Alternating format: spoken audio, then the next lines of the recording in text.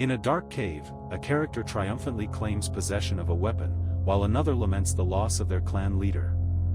In a dimly lit cave, one character asserts leadership, while another boldly dismisses this as nonsense. In a shadowy cave, a character declares himself the new leader, while another struggles, groaning in disbelief. A menacing creature lunges, shouting for someone to fall, as another character cries out in pain. A group of eerie green goblins with glowing eyes swarms forward, while two lie entangled on the ground, struggling under pressure. A trio of threatening green goblins with poised claws prepares to charge, shadows looming around them. A menacing green goblin hisses, muscles tense, ready to spring into action. A green goblin excitedly urges his companion to pursue a girl, noting their leader's oversight, while another goblin worries about the guard's presence. Two anxious goblins whisper about their leader's imminent return as another figure's hand approaches, casting a shadow of tension across the scene. A shrouded goblin, cloaked in tattered brown fabric, steps forward cautiously, his green skin contrasting with the surrounding darkness. The goblins jeer, accusing their target of cowardice for hiding. He remained resolute despite their taunts. They plotted to follow him and take the girl, their eyes glowing ominously in the darkness. One goblin noted that others had already gone to find the girl, their eyes filled with greed. Another goblin advised against interfering, suggesting they wait for humans to fight among themselves, while others stayed hidden. A frightened character called for help, begging not to be touched as another approached ominously. A scared character pleaded for help, fearing the birth of a human-goblin hybrid as goblins closed in. A terrified character cried for aid, pleading against a dreadful fate as goblins advanced. A goblin demanded someone release her, showing jagged teeth and a menacing expression from beneath a hood. A green goblin accused another of being strange, stating the clan leader was dead and claiming the girl, with skeletons lurking behind. Another green goblin hissed, daring anyone to stop him, his red eyes glowing fiercely in the dark. A fierce goblin with glowing red eyes charges forward, joined by another in the chaotic scene. Two snarling goblins corner a cloaked character, their green skin contrasting with the dark clothing as they close in. He expressed anger, shouting about the troublesome creatures while his fiery eyes reflected frustration. Feeling powerless, he lamented his inability to face even simple goblins as one ripped apart its prey with menacing eyes. In despair, he screamed, pleading for life while surrounded by looming shadows with bared teeth. He warned them to leave or face death, brandishing a knife with a fierce glare, his ragged appearance emphasizing his ferocity. As the creature approached, a small character yelled for everyone to escape, warning of his weapon and promising the confrontation was not over. A concerned girl knelt beside a small goblin, thanked him for his help, and urged him to stay safe, noting his uniqueness. The goblin asserted his unique nature, determination evident in his eyes, claiming he was different from others. The goblin hesitated, revealing a deep truth about his past, disclosing that he was once human as the digital interface flickered around him. Jace Hurley, once a young man, remembers being hit by a dump truck, which transported him to a strange world with a program called the System. Jace struggles with the system's failure to activate, surrounded by odd creatures questioning his fate, unsure of his death.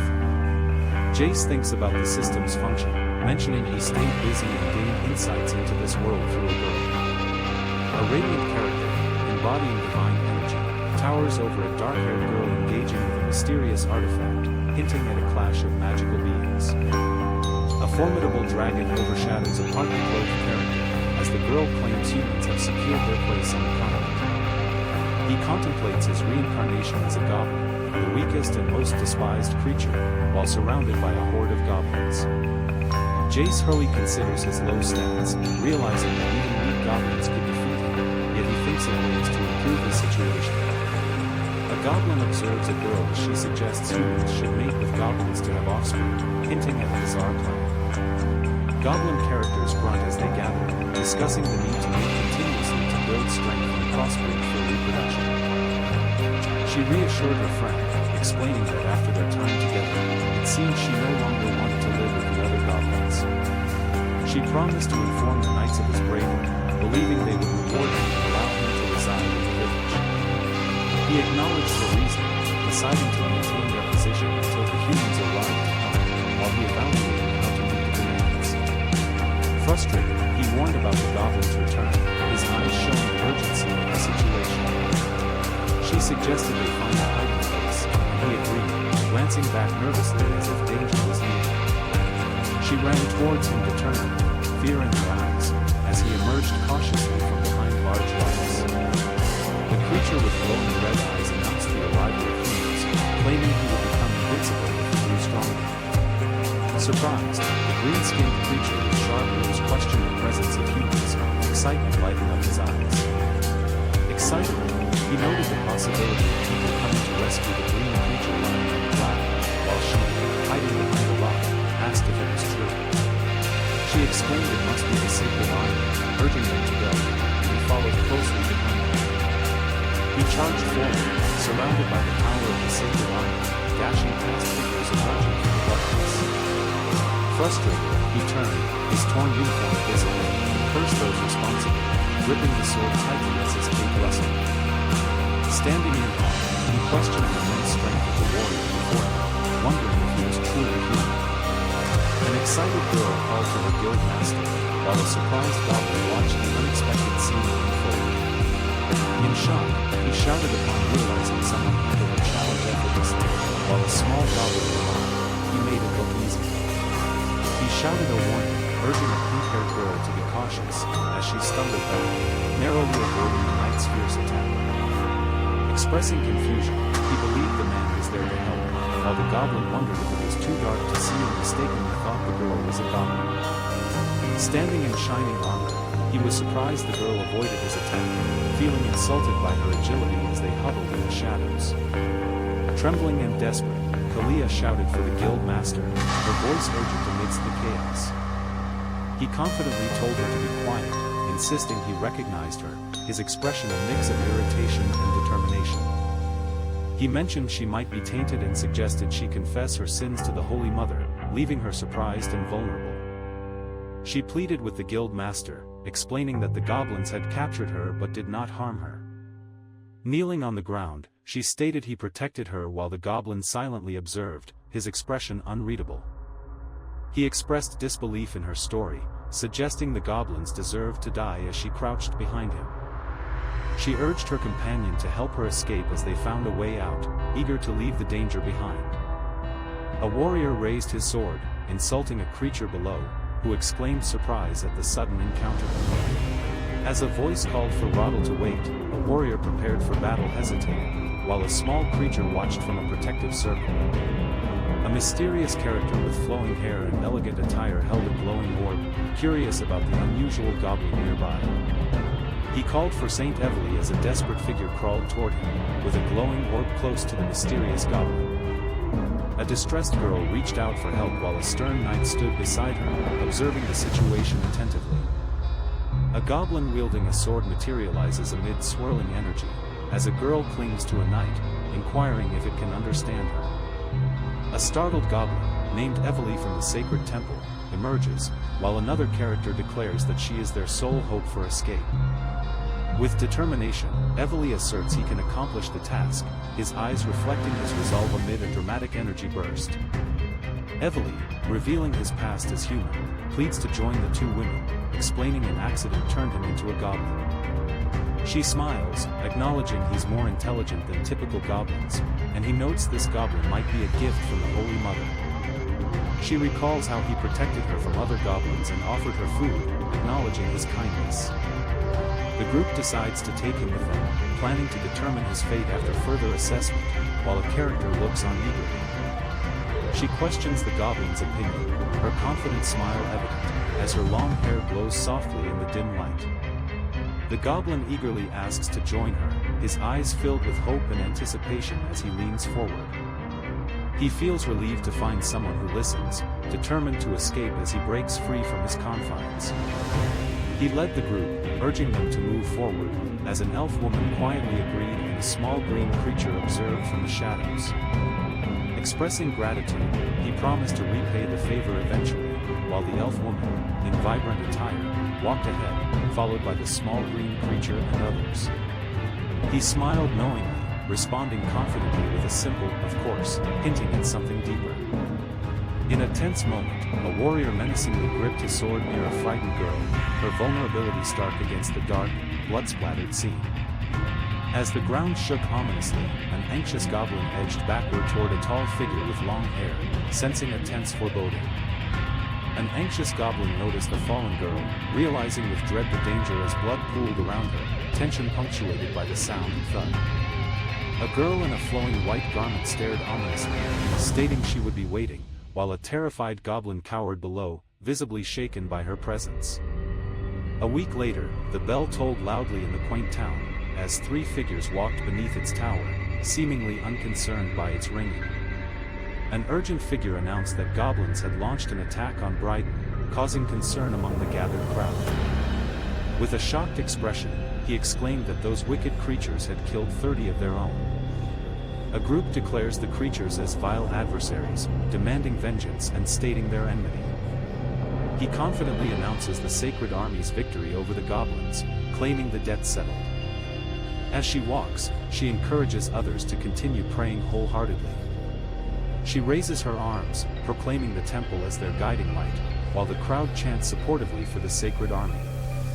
He muses over his manipulative plan's success, content with the villagers' ignorance, as a detailed map and symbols lie beneath. Holding a test tube, she smirks, aware the villagers will pray more fervently and offer gratitude, relishing her control over them. She whispers, "Evelyn." Softly, gazing intensely, revealing secrets as shadows envelop them. He grins sinisterly, eyes glaring with malice, as shadows deepen, hinting at looming danger. A character hangs lifeless, stained and vulnerable, yet expressing defiant rage and despair. She reclines calmly in a chair, dressed in a sleek white outfit, a book open beside her, with an air of intrigue. She smirked and questioned his survival skills, pondering the ongoing goblin threat. With confidence, she taunted him, curious about his reaction to the toxic substance as her hair flowed down her back. He, filled with rage, accused her of lying and questioned her about Caleb's death, challenging her self-perception. Defending her sense of justice, she declared goblins mere mating machines and recounted Caleb's bewitchment leading to tragedy. Angrily, she likened goblins to pests and demanded honesty about her intentions, her hands glowing with intense energy. Dramatically, she insisted he show gratitude by becoming a test subject, energy swirling around her. A flaming hand reached out, stressing the urgency of the Sacred Army's experimental needs. A character lay engulfed in flames, contemplating death and expressing unpreparedness as the fire surrounded them. A low-level goblin, regretting his empathy for humans, watched armored knights strike another, convinced all humans deserved kindness. A stunned goblin, realizing his error in kindness, watched a striking character above him, lamenting his weakness and naivety. In the days following his demise, he reflects on the betrayal that led to his downfall, surrounded by vibrant purple energy as his power surges.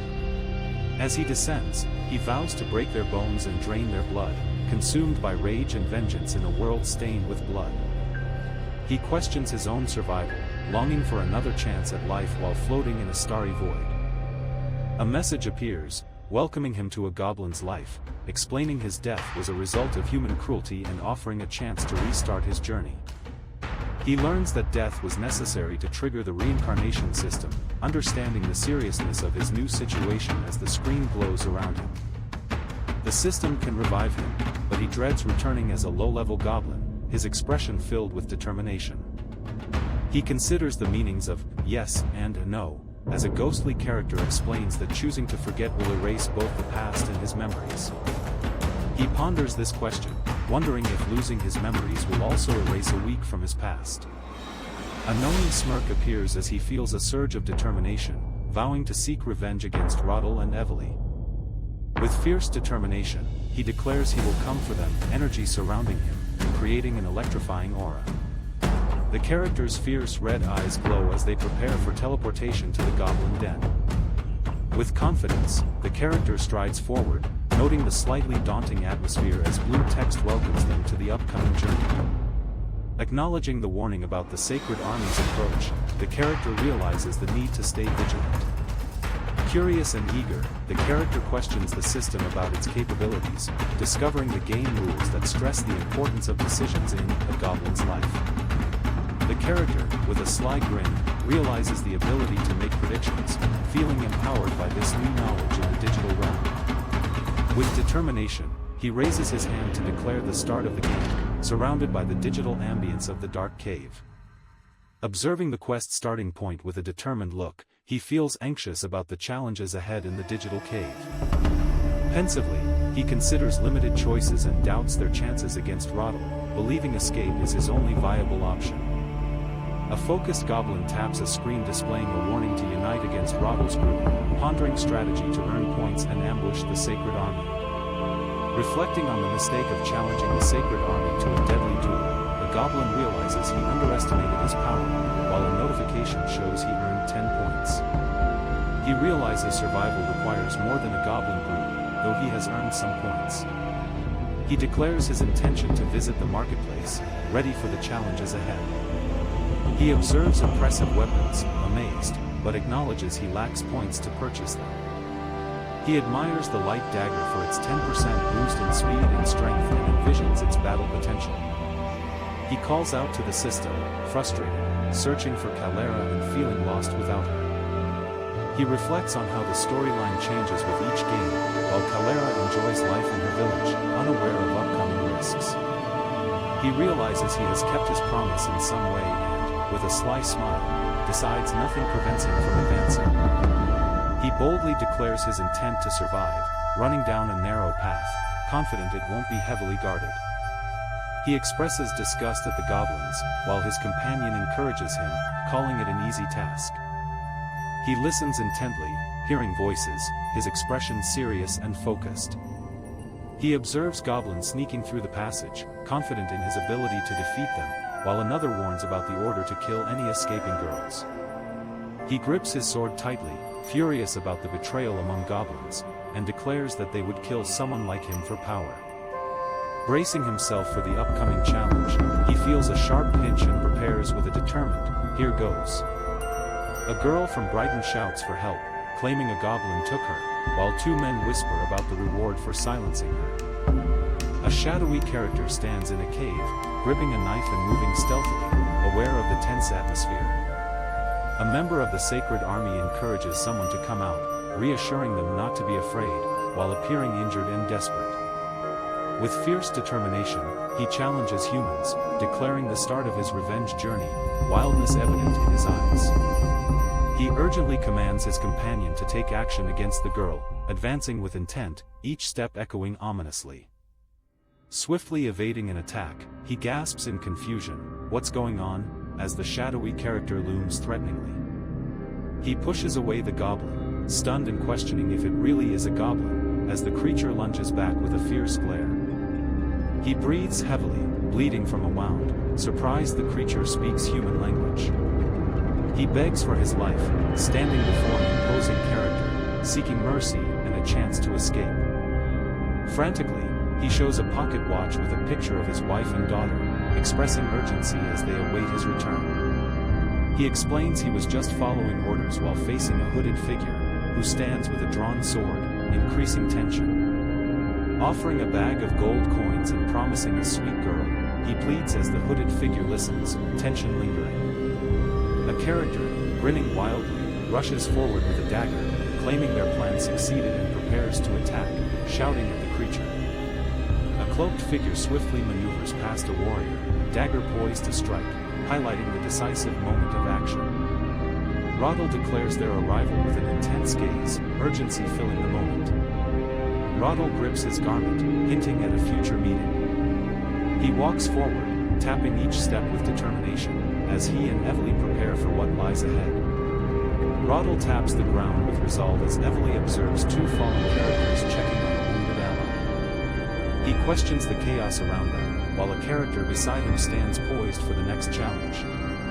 She suggests it might have been a mutated goblin, her confidence evident in the forest light.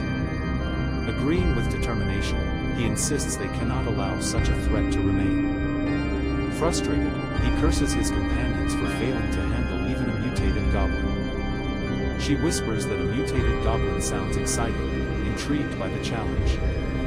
She suggests she will get her hands on him, promising excitement in a bold outfit.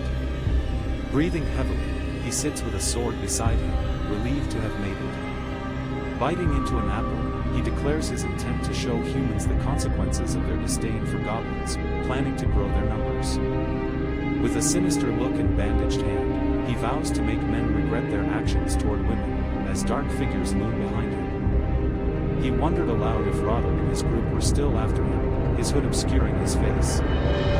He decided to take the initiative, moving quickly and decisively in the shadows. She acknowledged her pain, while he noted it was unusual for goblins to be all male and questioned their interactions with other creatures.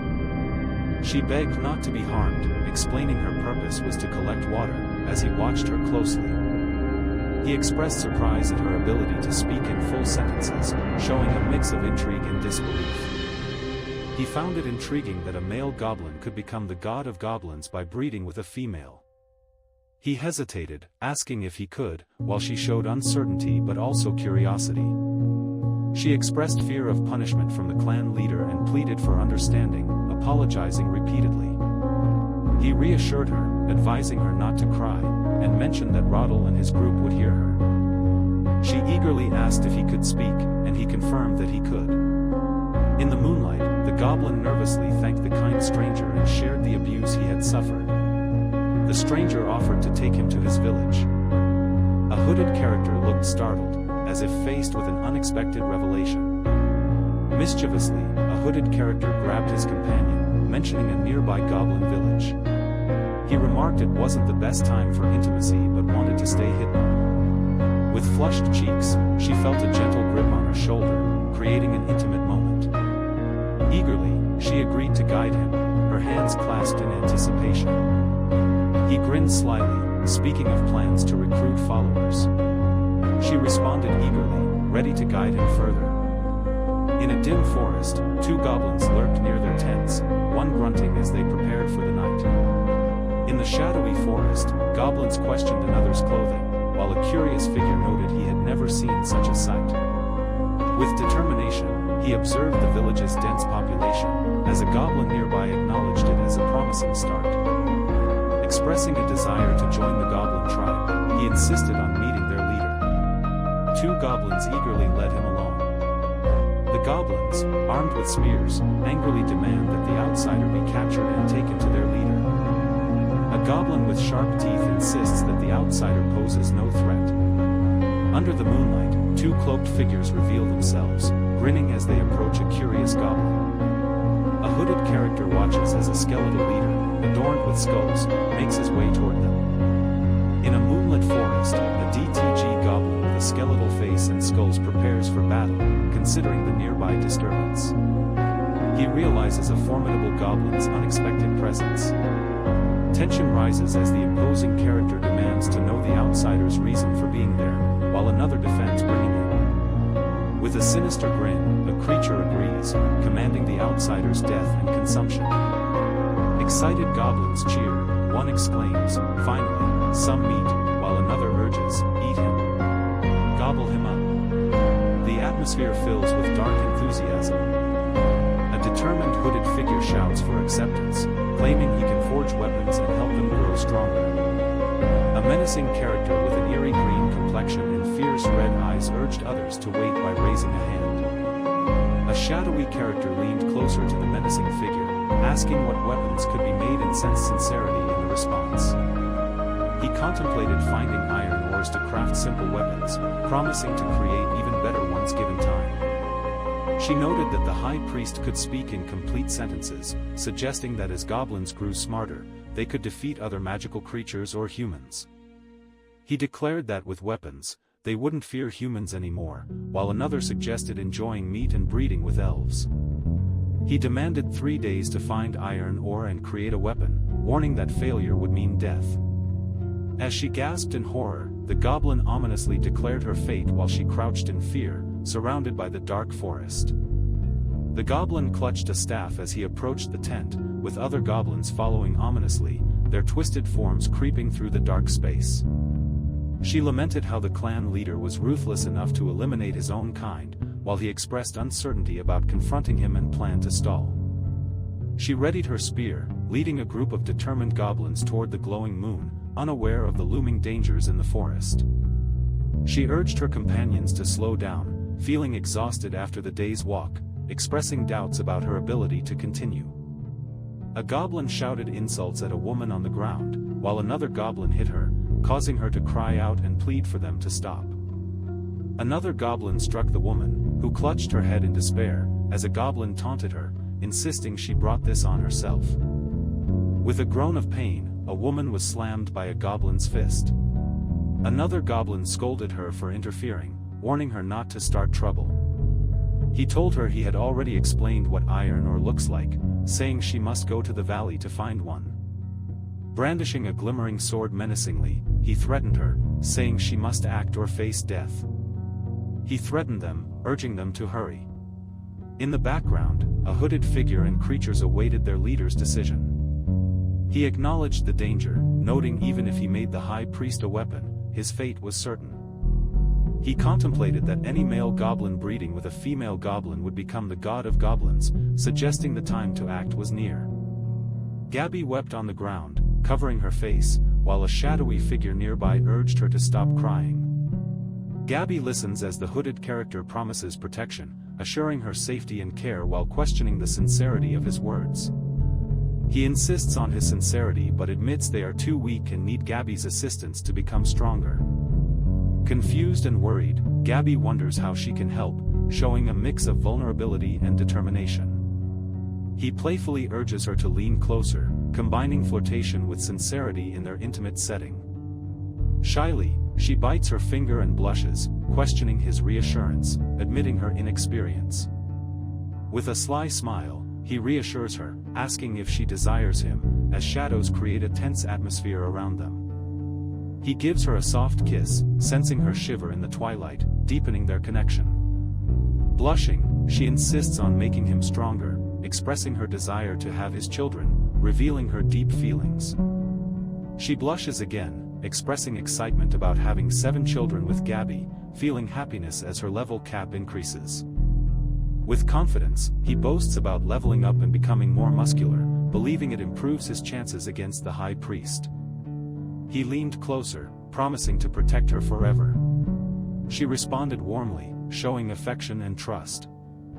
In a moment of distress, she cried out for help. He looked on, concern evident on his face.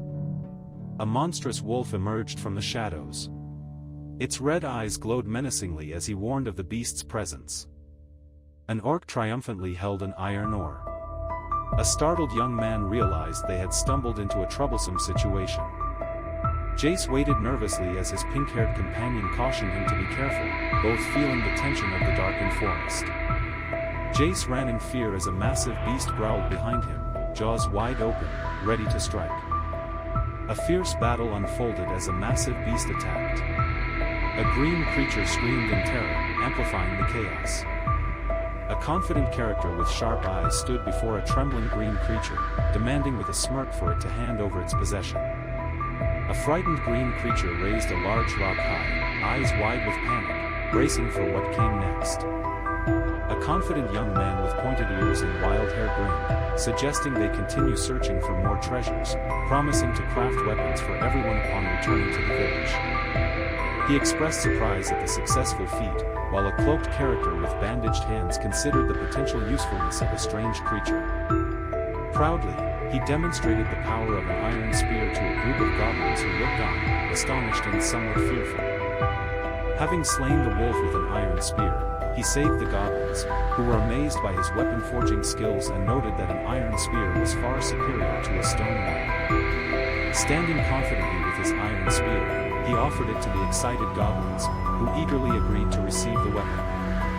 Holding his iron spear, he watched as 2 eager goblins in skeletal masks cheered, ready to join the fight alongside a skeletal figure. A goblin with glowing red eyes assured his ally with a sinister grin that he had been truthful. The goblin holding a skull-topped staff questioned his ally about crafting iron weapons while minions watched eagerly. With a sly grin and a bright orange eye, the goblin insisted that if his ally wished to remain, he needed to craft 50 more spears in just 2 days. The goblin leader, wielding a skull-adorned staff, threatened the nervous Jace, urging him to create many weapons to defend against the humans. 2 days later, a mysterious character with wild hair smirked, radiating confidence and intrigue, hinting at plans unfolding. Jace stood confidently in a moonlit clearing as green-skinned creatures surrounded him, cheering and calling out his name in allegiance and excitement. A goblin with red eyes and sharp features praised Jace, declaring his success as terrific and expressing excitement over his accomplishment. During a nighttime gathering, goblins cheered enthusiastically while their leader announced a feast to welcome Jace early into their clan. A goblin girl handed Jace a piece of food, telling him that the high priest had something special for him. Jace's friend knelt beside him, asking if he was alright, as shadows and tension loomed around them. The villain mocked Jace's intelligence, declaring that he knew better than to challenge his authority, as shadows shifted under the moonlight. She felt trapped between the menacing creature and her own emotions as he taunted her about caring for someone else. He yelled for her to keep her eyes open, promising to cut off the traitor's head with one of her spears, his grip firm. He grinned wickedly, taunting while holding a dark sphere, as a monstrous figure shouted in disbelief. Sneering, he called the cunning old man the stupid one, brandishing his sword and confidently stating he had anticipated the situation. As the threat approached, he faced the creature, declaring his intent to kill it, as a tense battle began. With shadows closing in, he quickly moved to avoid the attack. Swinging his blade with determination, he cut through the air. Shadows moved in the dim light, reflecting the fight's tension. He announced that the goblins would experience a new rule, their eyes wide with both fear and anticipation. Confidently, he proclaimed himself their leader, as the goblins watched, showing a mix of fear and eagerness. He stated his plans to lead assaults against the elves and humans, while the goblins listened, their eyes filled with excitement and fear. Raising his sword, he declared they would never go hungry, promising abundance. A group of fierce goblins, with sharp teeth, called out for Jace amidst the gloomy rain. In the dark forest, Jace's ally announced that the goblins could have him, while the creatures approached, eager to claim their prize. Under the stars, a sinister character declared his revenge, planning to breed with elves for stronger offspring. In the night, an elven woman, hearing rustling sounds, adjusts her cloak and asks what's happening as she looks around. A towering, futuristic building gleams under the bright sky, with swift currents swirling around, creating a fluid sound. Princess Cassandra, startled by a tap at the door, is greeted by an eager messenger with important news about the clan mother. A determined elf tells her mother she has significant news, urgency clear as she approaches with confidence. In a lavish setting, an elf whispers to Cassandra, acknowledging her presence, while another elf observes, creating a mystical atmosphere. Feeling flustered, the elf stammers an apology, blushes, and declares they will leave. He urges Cassandra to stay, noticing her anxiety, and inquires if something urgent is bothering her. She passionately tells her mother about the goblin tribe living in the enchanted forest. She voices disdain for the weak creatures, questioning their importance and reflecting on a past encounter. She notes the signs of struggle and goblin tracks in the forest, recalling a meeting with a young goblin leader. Cassandra, with a seductive smile, was tasked to lead an attack on the goblin village, noting their increased numbers. Cassandra confidently suggested to the male elf that a heart taken from a goblin could boost his libido, while another character blushed and responded, "Yes, mother." With a teasing smirk, Cassandra commented on rewarding the diligent elf. He blushed, assuring, "I'll scout the forest tonight, mother." A character explained the presence of 30 tree houses inhabited by elves in New Tangle Forest, all very tall, as a twig snapped. Jace, sitting around a campfire, praised a character for their excellent work and mentioned 2 elves, while others were encouraged to polish their spears. One goblin decided to inform the others to prepare, while another sat by the campfire, nervously fidgeting with his hands. He stated there were 20 tree houses with 2 people in each and noted the 12 weapon stations around the fire, stating they were under his leadership. He announced plans to explore the enchanted forest to hunt magical creatures and asked for companions, receiving enthusiastic agreements. Upon landing from a leap, a loud thump revealed his newly acquired skill, Tusk Attack, which left the enormous creature stunned. As the attack unfolded, he felt exhilarated, witnessing his new skill in action, while adversaries shouted in surprise and astonishment. As he activated inaudible movement, enemies reacted with surprise, while he skillfully evaded their attacks using swift movements. Upon acquiring Venom Secretion, a massive serpent encircled him, and smaller characters clung to its back, expressing surprise. Confronting a goblin with absorption powers, he noticed its combat level was 260, similar to the elf's ability beside him. As he thought, he confidently asserted that goblins are stronger than elves, his hooded form standing against the night sky. He determined the cooldown was over and, mindful of goblin territory risks, instructed the system to initiate a new game. He deemed the cooldown finished, feeling optimistic about victory, and planned to start anew in goblin territory before the raid. His hopes to defeat goblins were dashed when elves ambushed him unexpectedly from the trees. The clan mother punished him by hanging him from a tree, while a nearby goblin remarked it was a foolproof plan gone wrong. He was surprised, realizing the situation was not as expected, noting the elves' control. Sensing a presence, he realized they were being watched, as he turned cautiously, while green-skinned goblins observed intently. The goblins demonstrated their keen senses when a green-skinned character warned that those who pay attention could foresee events.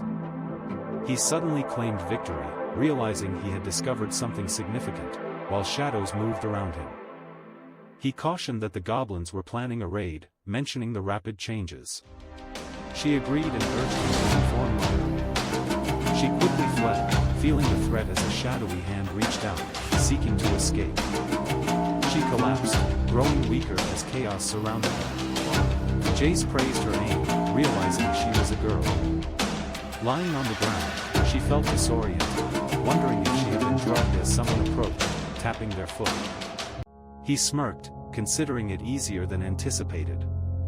He smirked, savoring the moment, telling her she couldn't have arrived at a more opportune time, amidst the threatening orcs. He ordered the return of the captured beings to their village, his determined gaze unwavering. As water splashed around her, she felt a thrill when Jace arrived, excitement visible in her eyes. A shadowy hand reached toward a character, its claw-like fingers suggesting danger in the dim atmosphere, creating a tense moment. Jace found a woman in distress while a goblin boasted about increasing his appeal to women, complicating the encounter. She confronted the goblins, demanding to know how they dared to kidnap her and think of attacking her people. She shouted that her mother had shown mercy, warning if anyone touched her, her mother would retaliate. He found the situation fascinating, surrounded by shadowy figures as she lay helplessly, emphasizing his perspective on mercy. He insisted it wasn't what his followers claimed, while the green-skinned creature beside him made a point, watching over the vulnerable girl.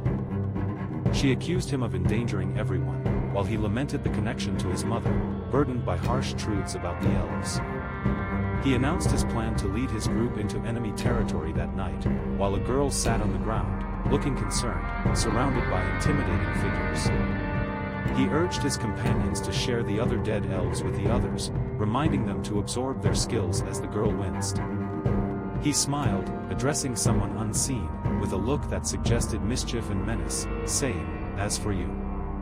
She trembled, repeatedly exclaiming, "No, no, no," as shadows surrounded her, tension in the air. He experienced a surge of power with a 30-level cap increase, gaining bonuses in health, strength, defense, and new skills like stealth mastery and night vision. He pleaded with the clan mother, admitting he couldn't continue. She suggested they call it a night since they had run out of the substance. She comforted him, saying he was pitiful and they should have captured more goblins during their last raid. She expressed concern about Kasana's absence, noting it had been some time since her return. He suggested to the clan mother that they send people to check on things and hunt goblins for their warriors to level up. She proposed sending fighters to the goblin village to support Kasana, rubbing her forehead thoughtfully. He sat alert, gripping his sword, as a mysterious voice questioned who was there, with ethereal figures watching uneasily. He approached confidently, claiming he had Kasana and would soon make her pregnant, while goblins flanked him, prepared for what came next. He smirked, declaring they were now family, his eyes showing determination and a hint of mischief. She confronted him, demanding to know what he had done to her daughter, her sword ready. She threatened to kill him, her face enraged, brandishing a blade, intent on revenge. He claimed to have the area surrounded, while she tried to grab him, missing as she urged surrender. She lay on the ground, weakened and questioning, while he stood confidently, unfazed by the ominous figures. He smirked, warning her the arrow was coated with goblin fluids, asserting her body would feel numb soon. She crawled forward breathless, cursing, ready to confront the challenges ahead. He leaned closer, sharing secrets about the elves' plans for the goblins, while she felt the confrontation closing in. She wondered if he was the leader Kasana mentioned, her expression tense under the weight of secrets. As tension filled the air, a character shouted to kill him, while another, hidden, questioned the unfolding events. In a tense moment, a character pleaded for help, while another, grinning, suggested making a deal, holding a knife. Amidst the chaos, a character seeks help from the Wu clan's mother as flames engulf fleeing characters, and laughter resonates ominously. An angry elf challenges a goblin, questioning the damage caused and asserting that goblins now dominate elves. With a sinister smile, the goblin claims he is settling a score for his people's massacre and urges the acceptance of the new order.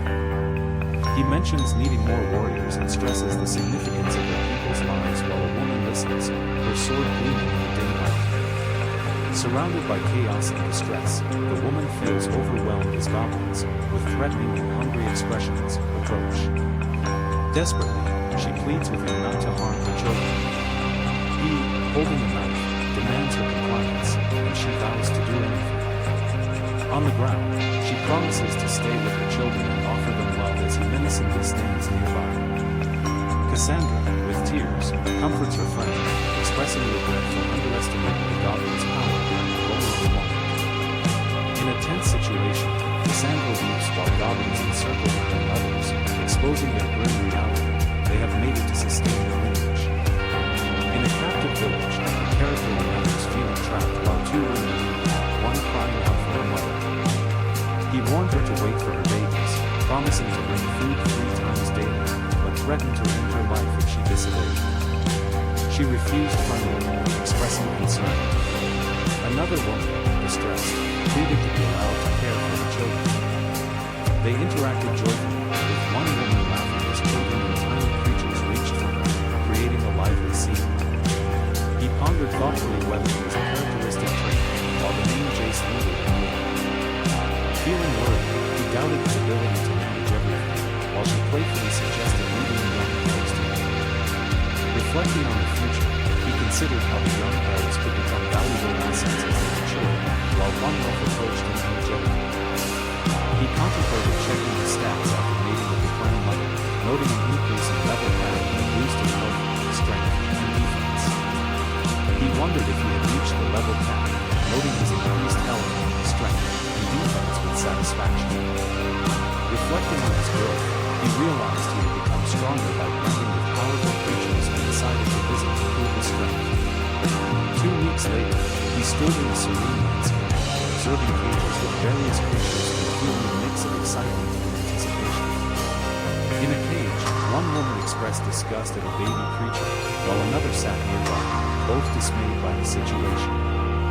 She asked about the number of newborns, and he estimated there were about 30 or 40. He cried out, clutching his chest and shouting that it hurt terribly.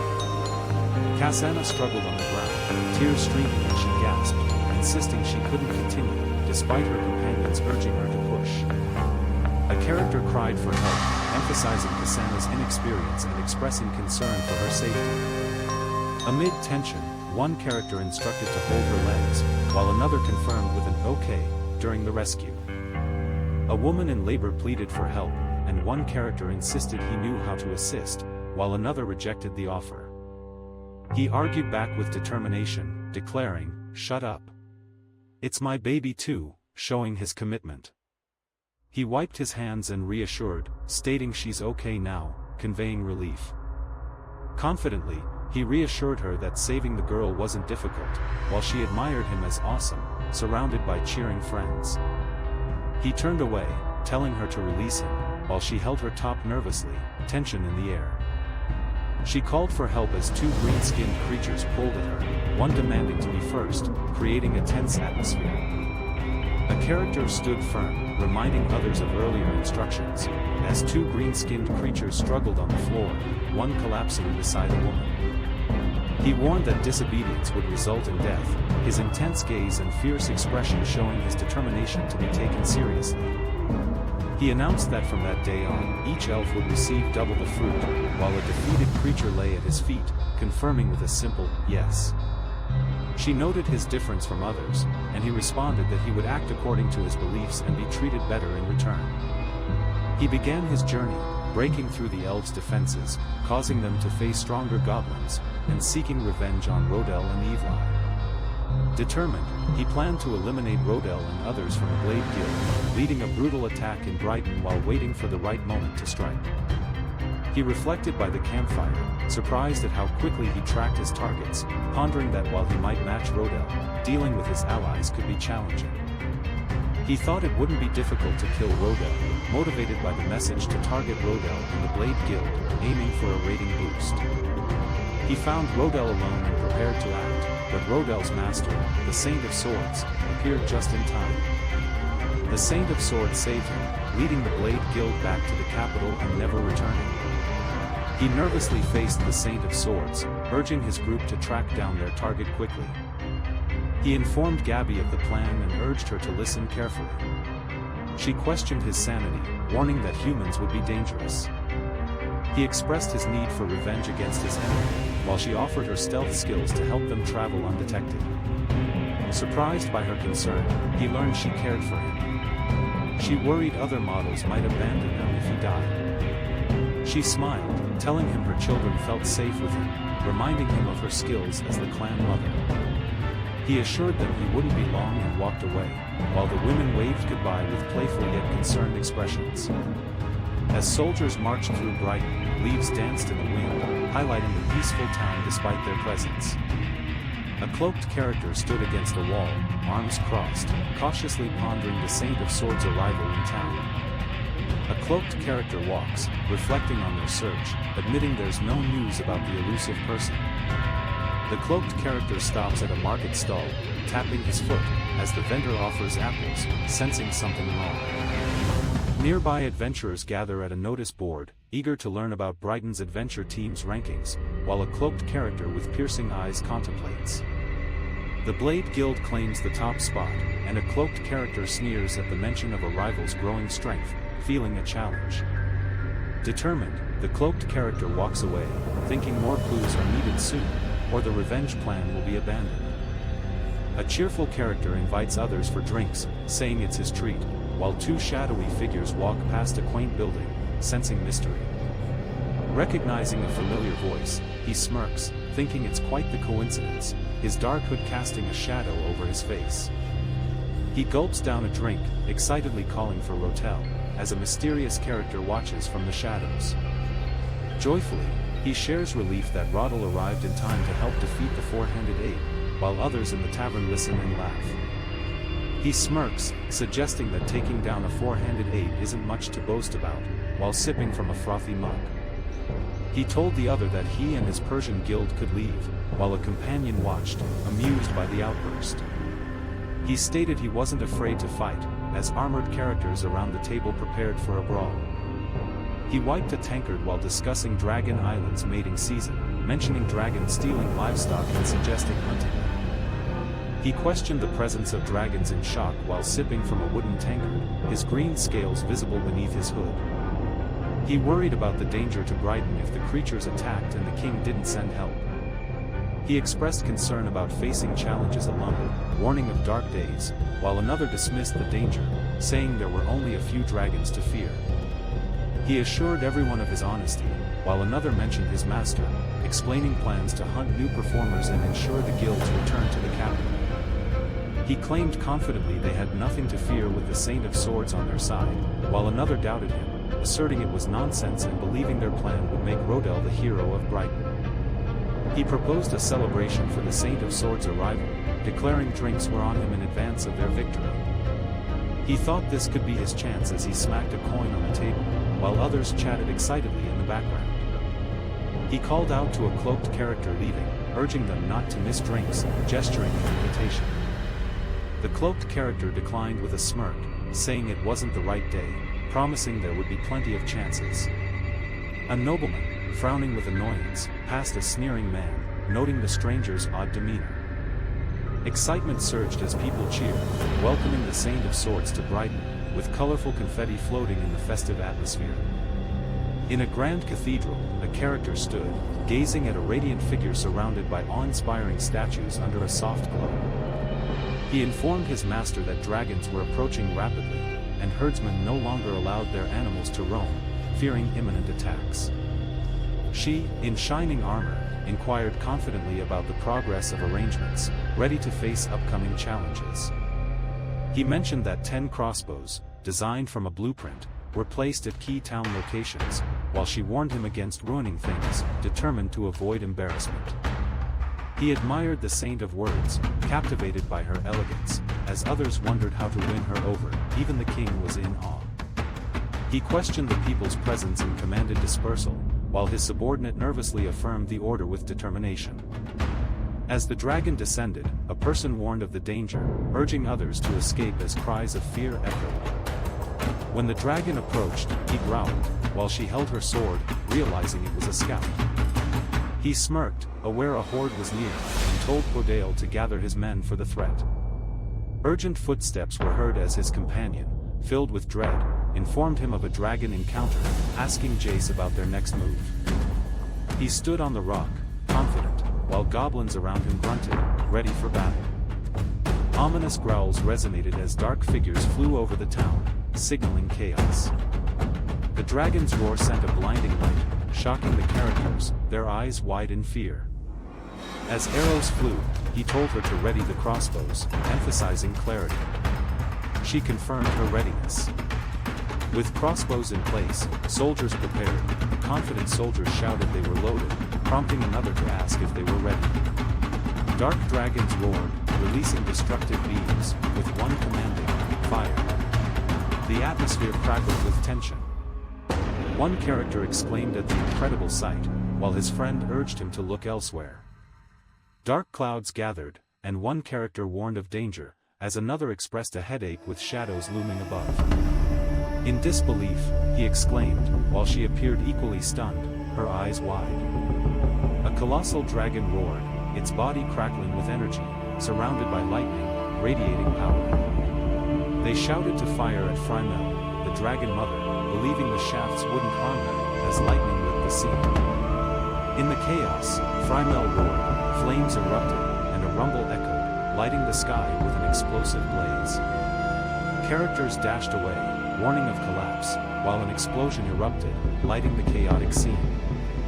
A glowing blue circle appeared, as a character urged relaxation, signaling something important. He declared to leave it to him, unleashing a powerful sword skill, urging others to stay back. Turbulent energy surged, causing an explosion above the village, with a rumbling echoing through the air. A powerful dark character extends its claw as villagers react in fear, a thump resonates, and eerie energy permeates the scene. He gazes over the snowy town as she withstands Fermia's attack, accompanied by a rumble and a shadowy dragon. There is no surprise in Fermia's reputation, the dragon mother known for her ferocious strength and ancient killer essence. Observing with a smirk, he notes the woman's dangerous capabilities. He observes with amusement as the level 80 hero evades the dragon's attack with incredible agility, contemplating his own skills with confidence. He yelps as the fierce dragon Fermiel attacks, aware that her health points are high enough to endure it. Grinning wickedly, he plans retribution against humans, orchestrating a distraction and an ambush. Under a stormy sky, a caped figure commands goblins with glowing eyes, signaling a dark ambush as the goblin horde eagerly follows orders. Frustrated, he vents his irritation about the annoying dragons, his face showing anger and determination. He laughs triumphantly, declaring himself a dragon slayer, crediting his master for the achievement while standing over a defeated foe. He shouted in panic about the goblin intruders, while another character ran away, tapping their foot in distress. He gasped, questioning what was happening, as a knight warned that goblins weren't as foolish as their reputation suggested. He stood shocked, watching chaos erupt around him. A character ran for help amidst the flames, while goblins chased, yelling "Run!" He expressed his anger with a frustrated exclamation, releasing a loud "TSK," revealing his impatience and determination. He clenched his fists, asserting that few could defeat the goblins, while she confidently agreed to confront them. He shouted about the pests while chasing them, with her close behind, determined to catch up. He smirked menacingly as rustling sounds signaled the perfect moment to strike. The guild master, overwhelmed by goblins, shouted for help, realizing too many foes were closing in. The guild master, surrounded by chaos, heard a voice urging him to hang on despite relentless goblin attacks. Panting with determination, the guild master pulled away from the goblins, urgency filling the air as chaos erupted around the heavily fortified castle. The knight alerts his companion to the goblins approaching from behind amidst the battlefield chaos, with a fallen warrior in the background. He swiftly dodges attacks, exuding confidence while fighting, as his companions watch intently. He walks with surprise at his triumph, observing fallen opponents, while his companions react with awe and concern. Furious, he threatens to kill the creature before him, his expression showing determination. He confronts his opponent, urging him to face reality, delivering a decisive slap that leaves the other man shocked on the ground. He instructs creatures to remove the fallen knight and directs his allies to take defensive positions against the crossbowman. She calls for help, expressing concern over the overwhelming number of goblins attacking. She confronts a sinister foe with glowing eyes, remarking that he seems to be losing, her determination contrasting with the chaotic energy. The confrontation intensifies as she retorts that he's mistaken, while the dark figure calls for her demise, surrounded by chaos. She unleashes her sword skill, Steel Bane, sending sharp energy blades through the air, showcasing her determination. She contemplates her next move, pondering if Roddle has managed to handle the dragons and goblins, her determination evident. An explosion rocks the area, throwing characters back. One character exclaims that it's not over yet, as flames engulf the scene. Crackling energy fills the air, and a character thinks the goblins arrived at the perfect time, facing a dark figure. Dark shadows envelop the scene, and a character bids farewell, addressing the person as the Saint of Swords. Shadows flicker as she vows to return once healed, while another character regrets letting her escape. She aims her weapon with determination, vowing to eliminate Dragon Island one day. In a bustling town, characters hurry past buildings, their breaths echoing as they express urgency and excitement with a few. A confident warrior in armor, wielding a sword, demands angrily to know Roddle's whereabouts, dismissing fallen adversaries as failures. She stands poised, sword ready, as a terrified ally informs her that goblins have captured Roddle and Evelate. With disbelief in her eyes, she exclaims that this must be a joke. He notices something unusual about the small goblins and shares his concerns with companions nearby, who remain cautious of their surroundings. She warns that these goblins are as powerful as the larger ones, suggesting even Roddle cannot contend with them. She announces her plan to venture into the enchanted forest to eliminate all goblins, surprising an onlooker. A tearful woman pleads with her lady to stay, fearing the return of dragons or goblins and the chaos they could bring. The woman begs her lady to remain, worried about the sacred temple's children and the kingdom's threat.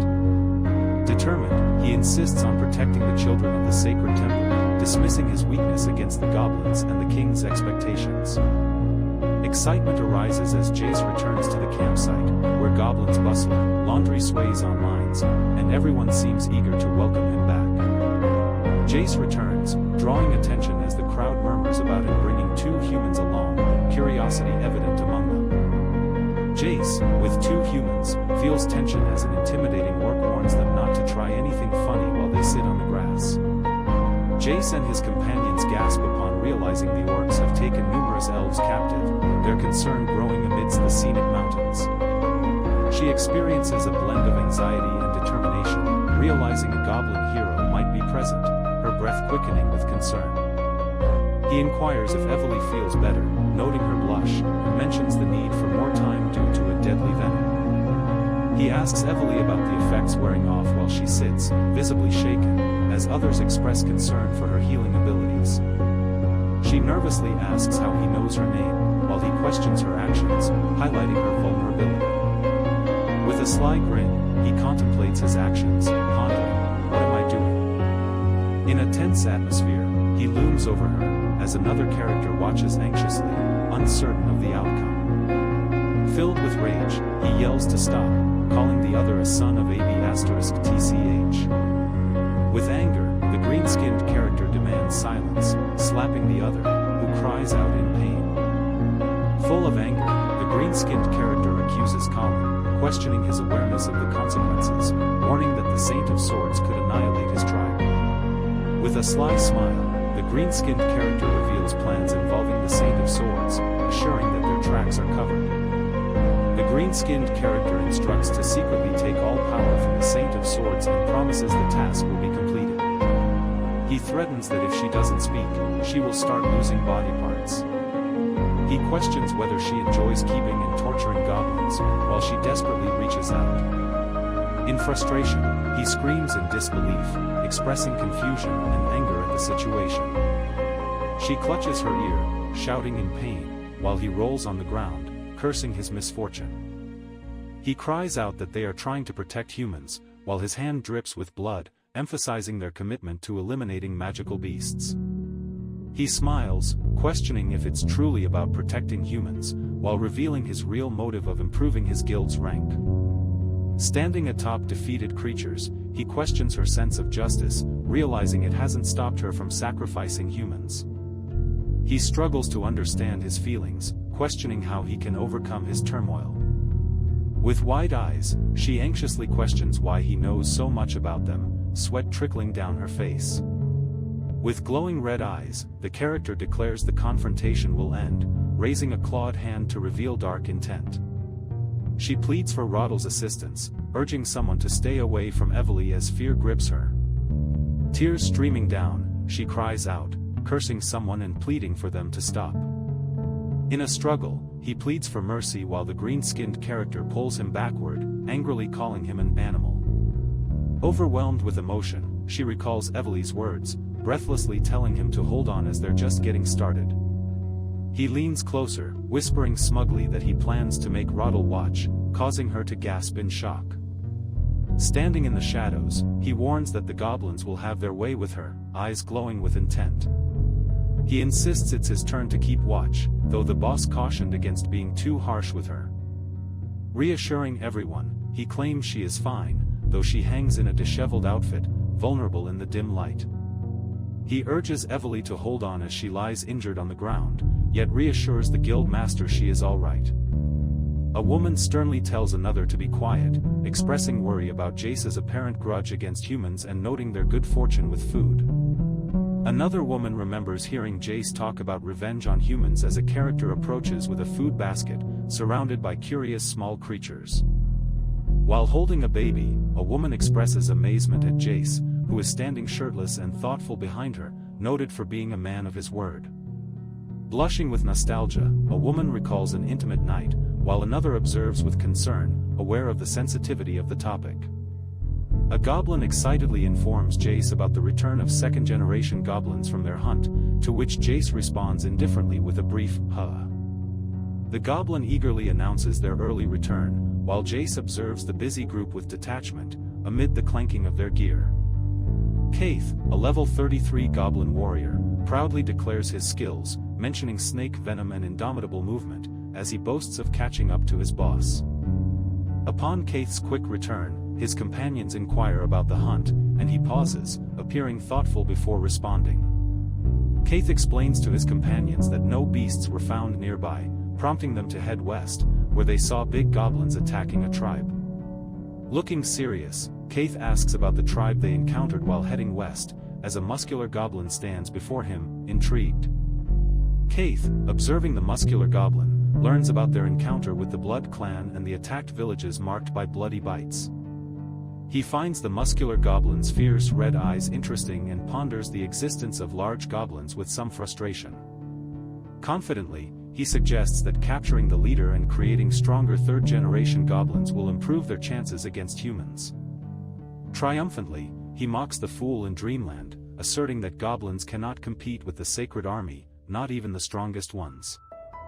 Startled, he suddenly realizes someone is present, his expression a mix of shock and realization. Terrified, he gasps as goblins surround him, tauntingly pointing, while one notes another human's presence with a creepy chuckle. Terrified, he faces a mocking goblin who comments on the softness of a man's skin, angrily questioning their intentions. Bound and desperate, she cries out in pain, her expression showing both fear and defiance in the dimly lit dungeon. Exhausted and sweating, he lays on the ground, relief evident as he breathes heavily, feeling momentarily safe. Around a campfire, a group discusses their plans to raid the Blood Clan, aiming to attack and capture their leader. Around the campfire, he proposes Brute Clan as the name, while two companions tease him and offer a massage. Jace's companions cheer him, one declaring he excels as their leader. Jace's group joyfully announces the Brute Clan, celebrating their unity under Jace's leadership. A character warns about the Blood Clan's danger, while another with purple hair confidently reassures them. She remains defiant despite being tethered, thinking she still holds a trump card. He admires the view, confidently stating he can see their opponents, gesturing eagerly. In the enchanted forest, wind adds mystery as characters gaze at the village among the trees. In a dimly lit area, a character observes large goblins nearby, noting they won't be trouble. During a tense moment, he notices frightened goblins, realizing their leader is near as they push through a curtain. She smirks, revealing herself as the Blood Clan leader, eyes gleaming with menace. The Blood Clan's leader, a formidable goblin warrior, stands confidently, showcasing impressive strength, skills, and combat level, projecting authority. A mysterious character smirks, mentioning a combat level of 900, and observes that a dozen goblins could manage him, though capturing him alive might be difficult. A large character assesses a group of goblins, considering their size and venom's effectiveness, formulating a new strategy while listening closely. A shadowy character, recalling Emily's restraint spell, decides to visit her, determined to master the magic. In a tranquil goblin village, tents are arranged neatly among mountains and trees, indicating a peaceful, secluded community. A goblin offers hot water to a weakened figure lying down. The goblin commends the effort, while another character appears worried. A desperate character, pleading weakly for death to atone for sins, curls up in torn clothing. Another figure observes with concern. Evely senses a gentle touch as a stranger wipes her shoulder, surprising her and prompting questions about his identity as she enjoys the warmth. Feeling trapped, she warns him not to approach, noticing his intense gaze as emotions intertwine in the tense moment. He angrily accuses her of being evil, expressing his frustration and claiming he can't endure it any longer. He embraces Evely, stating her punishment is over amid the serene natural setting. She asks him if it's true, clinging to his words. He assures her he keeps his promises but insists she must choose her path. Torn, she hears him say she must choose to believe in either God or him. He leans over, comforting her and promising that by becoming his pet, she will escape her past. He gently strokes her cheek, praising her progress as they sit in the forest. Declaring himself her master, she responds with a teasing woof, embracing their dynamic. He offers to take her somewhere special, walking through the lush surroundings by a bubbling well. He playfully wipes her wet hair, and she thanks him, promising to do anything for him. He expresses joy at her words, holding her gently in the water. He asks her to demonstrate the creation of the cage of the holy light, to which she responds with curiosity about its nature. He inquires if she means the cage of the holy light, while she stands near a mysterious book on the table. Closing her eyes, she chants softly, as magic swirls around her. She stands before the glowing book, its light illuminating her determined expression. She approaches the glowing cross, its radiant light enveloping her, while he watches from a distance, sensing the power. He praises Evely for her achievements, with a hint of pride in his eyes, admiring her growth. Together, they walk through the enclosure, hearing the sound of tapping as they near the cages, revealing their surroundings. He excitedly calls out to Evely, urging her to use magic to heal him after battling a goblin. Frustrated, he insists it's impossible for her to align with him, while she stands confidently beside another, both behind bars. She assures him eagerly that she acts willingly, while he stands nearby with a slight smile. He struggles, breathing heavily, and warns that if his kind becomes extinct, it's his responsibility, as tension fills the air. He proclaims with a sinister grin that their purpose is to be hunted by humans, his voice resonating in the dim space. He muses over her identity, surprised by the mention of the cardinal's daughter. He expresses gratitude to Clyde for the valuable information, suggesting he deserves a reward, as Clyde readies himself to face his opponent with resolve. He tells Evely, with a cunning smile, that he has important matters to discuss, gesturing for her to follow. He confidently assures Evely that they will conquer the Blood Village, walking together in an adventurous spirit. As they approach Blood Village, the view reveals towering mountains and a mystical atmosphere, hinting at the adventures that await in this intriguing place. In the dim lair, the Goblin leader stands before his followers, who eagerly declare their readiness for action, anticipation in the air. Amidst the chaos, the Goblin leader exclaims they are prepared to attack the southern tribe. The Goblin leader announces their plan to capture elves as playthings, his commanding presence emphasized by a massive weapon. Excitement fills the atmosphere. The Goblin leader stands resolute, his eyes glowing fiercely as his followers clamor for his attention, anticipation thick in the air. The Goblin leader, tapping his club, points at a character and informs his companions about a trespassing goblin seeking an audience, while another goblin observes. The Goblin leader, with curiosity, wonders about the origin of the low-level goblin, while others show interest. A mysterious character confidently approaches, declaring that he knows the Blood Clan leader is a goblin with human-like mental skills and proposes a deal.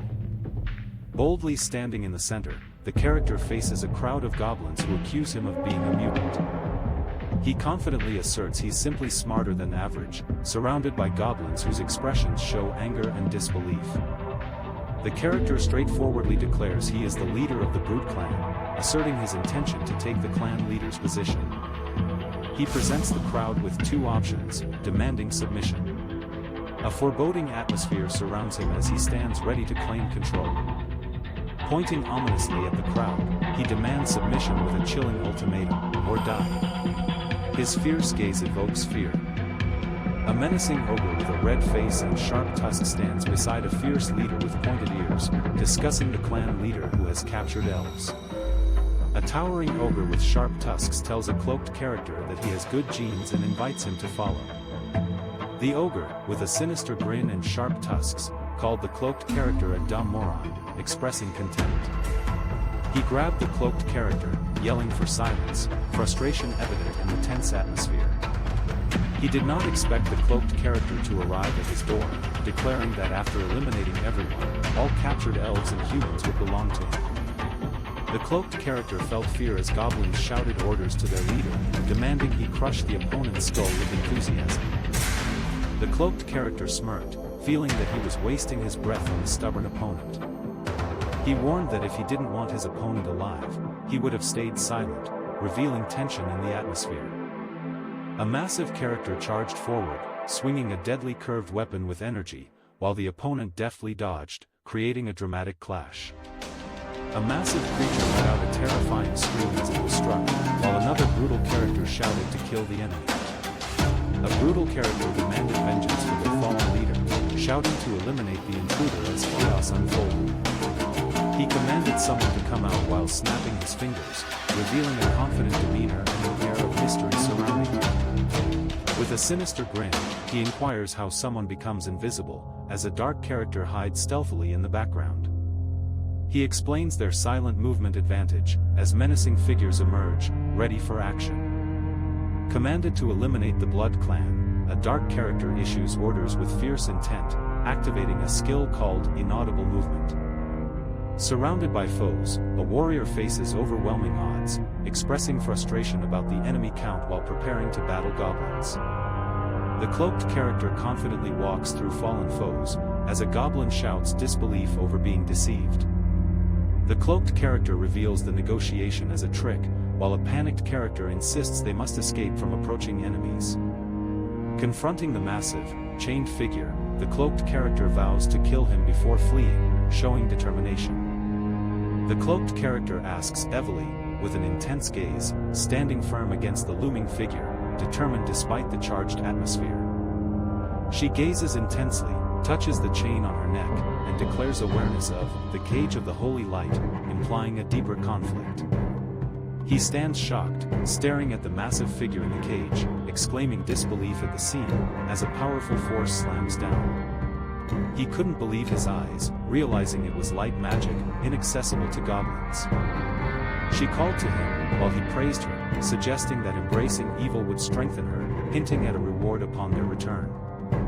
She expressed delight, thanking him and referring to him as her master, while her excitement was evident. He cursed in frustration, gripping a weapon, and declared his intention to use the creature for breeding. In Brute Village, tents were positioned near a calm body of water, surrounded by cliffs and greenery, creating a tranquil setting. He admitted relief, acknowledging the difficulty in restraining the massive, chained, and exhausted creature. Holding a bloodied sword and smirking, he declared that his feared opponent was no longer a threat. He grinned at the sight of the defeated goblin hero, surprised at his own accomplishment. Gabby was advised to leave difficult tasks to others, tasked with supervising and confidently assuring he wouldn't disappoint. He instructed Eveleg to behave while leaving her in someone else's care, as she stumbled into another's strong embrace.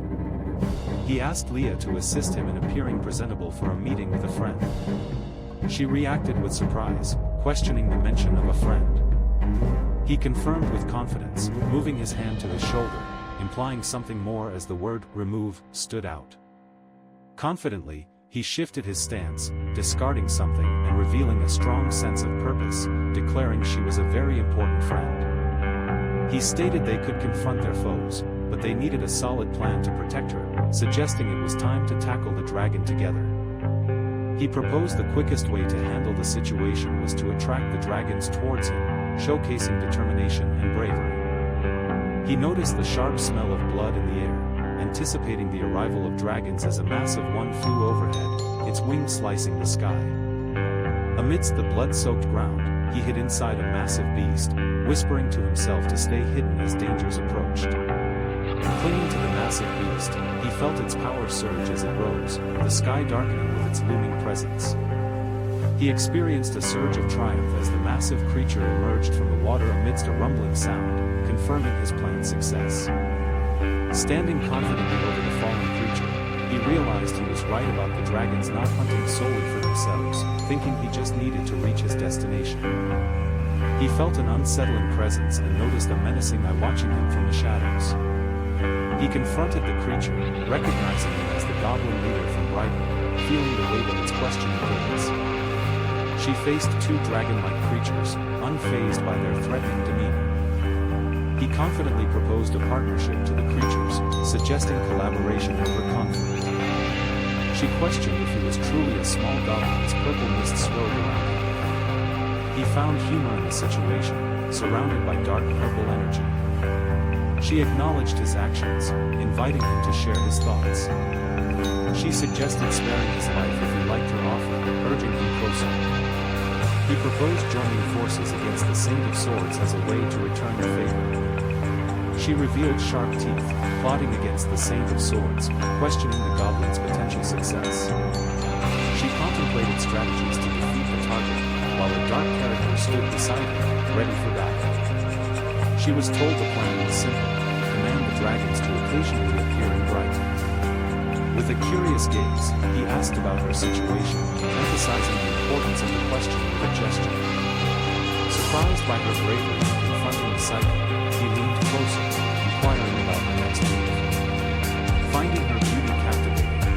cautioned that confronting her directly was risky. He laughed, suggesting a strategy to hit her where it hurts and to crush her. He grinned, approving the plan to eliminate the Saint of Swords while keeping his forces intact, finding the idea thrilling. With a smirk, he asked if they had a deal. She confidently affirmed their agreement. Praising her intellect, he admitted he never realized she was there, while gently touching her face. She admitted her fondness for him, her playful smile hinting at mischief, while he remained unaware of the surprise awaiting him. He felt her hand stroke his hair, recognizing her mischievous nature. She playfully commented that he was too small for her, her eyes glimmering with mischief and confidence. She suggested rewarding him with something different, pondering his next choice with a sly grin. Sunlight filtered through the trees and Root Village, illuminating the rustic homes and serene surroundings. A man in Root Village wondered why the sacred army hadn't arrived, fearing goblins if he stayed longer, and contemplated his escape.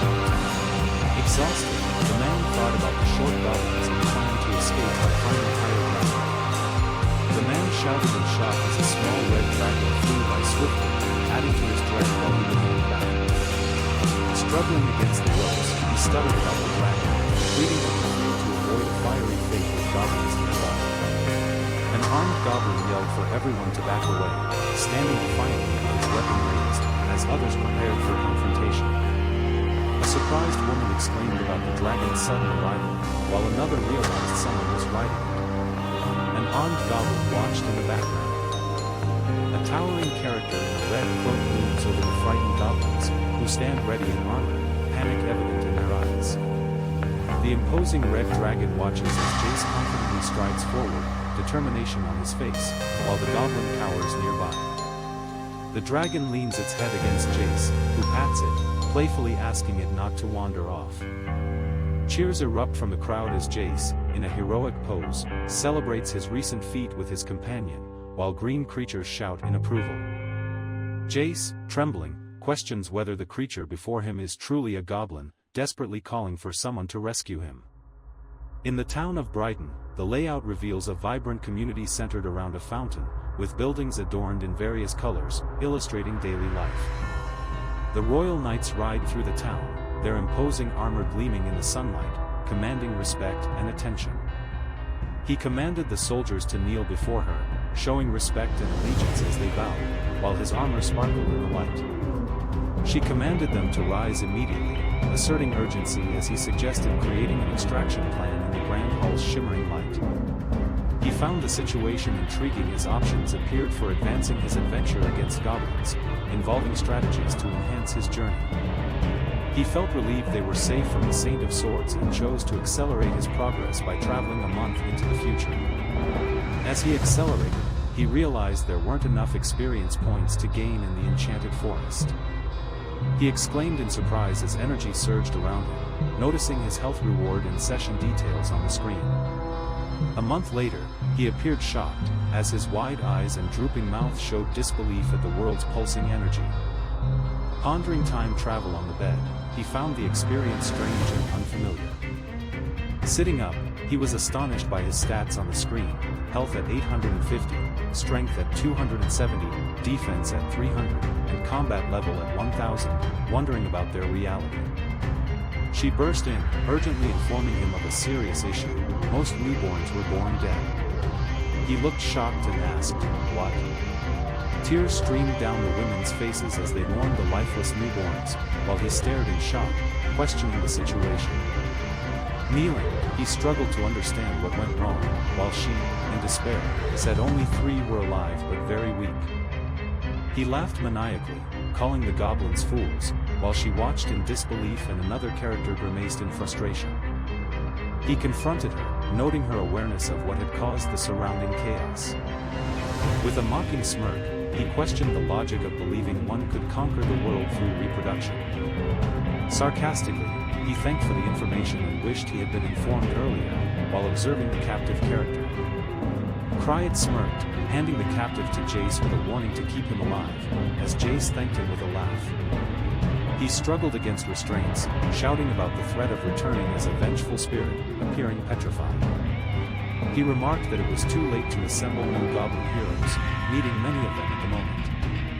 He said without a chance against the Saint of Swords and her people, he wondered if the Goblins could level up another way. Nervously sensing the dragon's presence as it roared, he hesitated to rub against its jaw, pondering the idea's wisdom. She curiously touched the dragon's snout, inquiring about the situation, while he explained dragons transform into human form during heat for special reasons. She playfully bit her finger, with red eyes sparkling mischievously, wearing an outfit that highlighted her curves, embodying allure and confidence. He realized Fermiel's plan, while she appeared with a captivating expression. She sat confidently, smiling mischievously, while he was drawn to her presence. A notification appeared, "Congratulations. You have unlocked a new achievement with health, 150, strength, 520, defense, 1200. He noted the female dragon's intense drive, considering if all dragons were similar and if she should have given him her blood for evolution.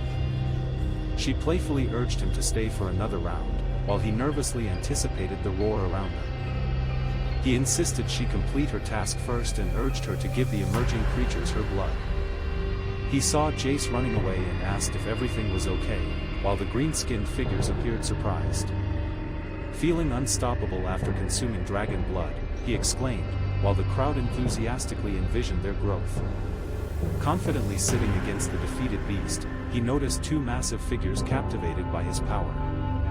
Reflecting on Dragon Blood's powers, he realized everyone had transformed into a goblin hero.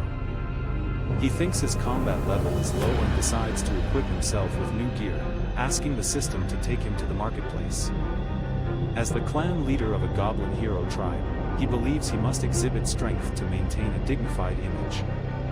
With a sly grin, he calculates that his current points, totaling 180, are sufficient to purchase advanced gear that would benefit him. The Element Hand crossbow features a sleek design, absorbing elements like water, fire, and poison, capable of shooting bolts infused with these powers. A character considers a low-cost skill to block weapon attacks, planning its strategic use to avoid fatal situations. He decides to acquire it. He reflects on the crossbow, curious about its use and eager to test it on someone. He gasps in shock, calling for Roddle, his expression filled with disbelief as darkness surrounds him. He confidently tells Roddle he's the best man for the job, his expression serious and determined. Roddle, bound and nervous, stutters a question to Jace, who stands confidently, having demonstrated his skills. In the enchanted forest, cries for help echo, creating urgency against the mystical backdrop of towering mountains and swirling lights. In the enchanted forest, a panicked plea for help echoes, as a character in dark clothing expresses frustration over low-level creatures, confused about their current assignment. In a mystical realm, a character recalls fighting dragons with the Saint of Swords. Another character voices frustration over an easy task, hoping it will enhance their reputation. With determination, a character urges everyone to stay optimistic, sharing that Roddle has presented an unmissable opportunity.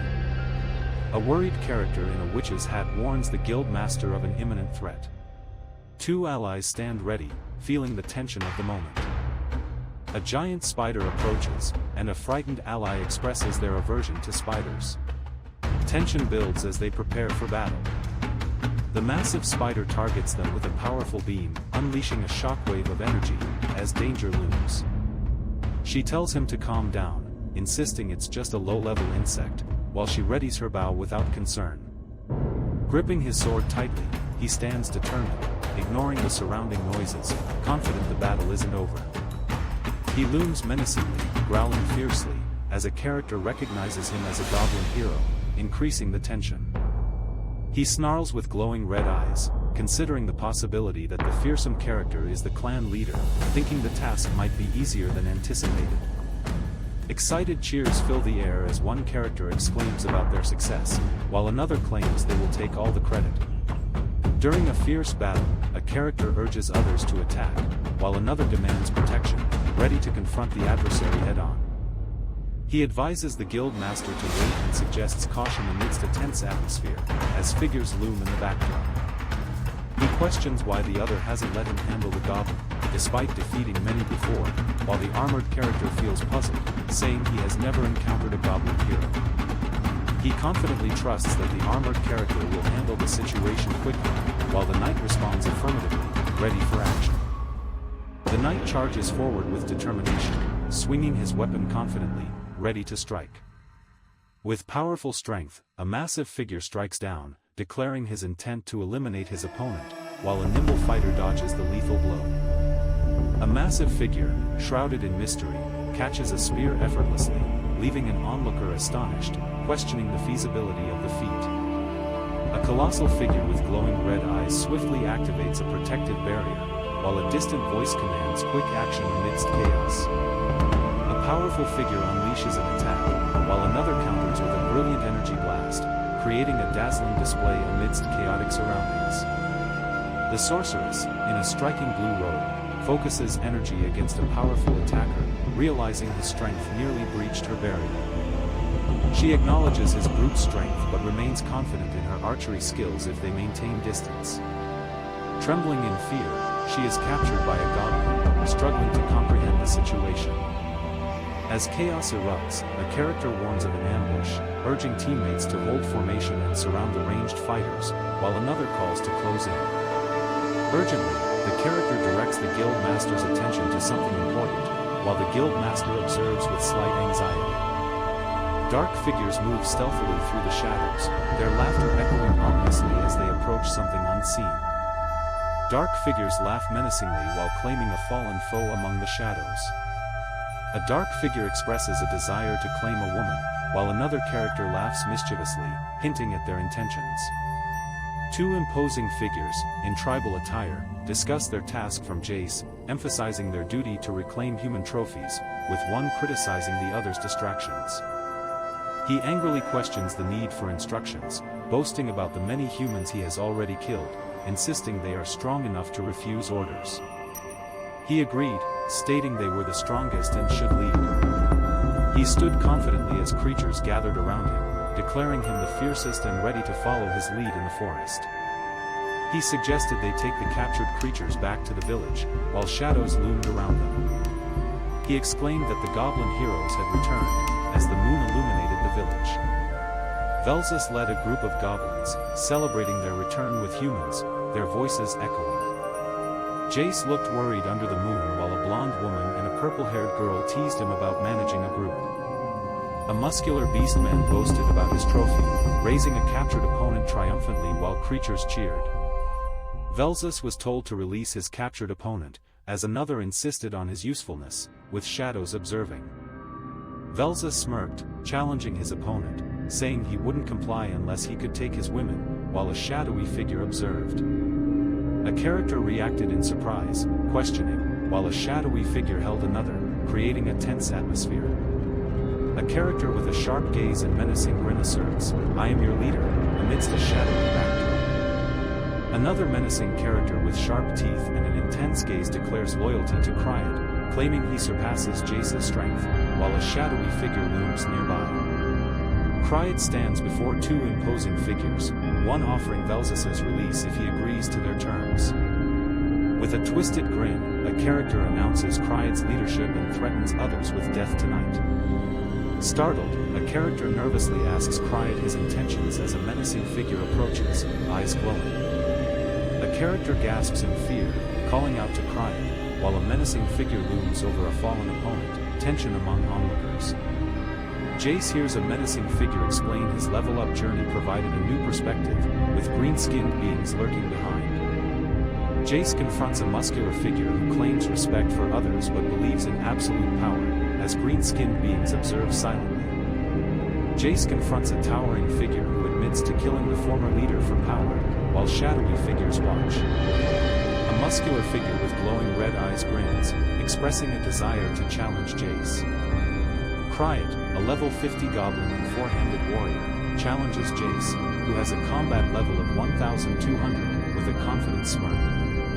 A warrior expresses happiness for Cryad, noting the flickering flames around them that emphasize the moment's tension. A fierce warrior with flowing long hair stands amid flames, questioning another's certainty in their decision. Encouragement fills the air as warriors urge Cryant to defeat the enemy, promising him all the women he desires upon victory. He smirks, observing the crowd behind Cryant, commenting on his apparent number of followers. Raising his hand surrounded by flames, he prepares to make a significant announcement. Standing confidently, he ignites flames in his hand, addressing the Goblin heroes, warning that only those who stand with him will be spared. He looks shocked upon realizing the unexpected leader of the Goblin heroes plans a ritual sacrifice. He thinks of escape amid the chaos, recognizing the leader's power and the futility of using magic against him, deciding to wait for a better chance. Observing the leader's few followers, he feels smugly confident, declaring his own greater popularity. He holds a sword confidently, claiming to be different, with a purple aura around him. His eyes glow red as he urges others to seek power, encircled by a swirling purple aura. He swings his sword fiercely, releasing fiery energy, proclaiming it's the opponent's end. Shocked, he acknowledges the opponent's unexpected strength and agility in dodging the attack. Impressed by his own power, he swings his sword, leaving a fiery trail. Excitedly, he showcases his power with a fiery sword, while his opponent is startled. Astonished, he admits never seeing anything like that, as the opponent worries about speed. Furious, he realizes the imminent strike while surrounded by vibrant flames during his attack. Intensely glaring, he acknowledges the opponent's ability to pierce through the fireball, noting their difficulty to defeat. He raises his sword overhead, unleashing an attack that terrifies the opponent, while a purple aura envelopes him. He smirks with confidence, a hint of menace in his voice as he contemplates silently. The scene carries a chilling intensity.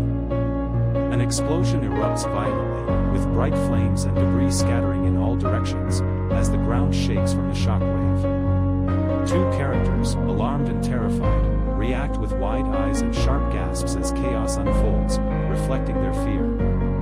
Two frightened characters gasp with wide eyes while two imposing figures loom, signaling imminent danger in the chaotic scene.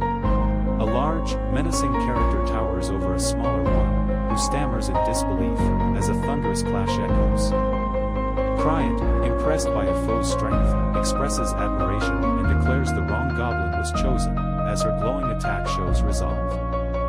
Under the moonlight, a character challenges another, asking if they want more. The fearful reply is a sharp refusal.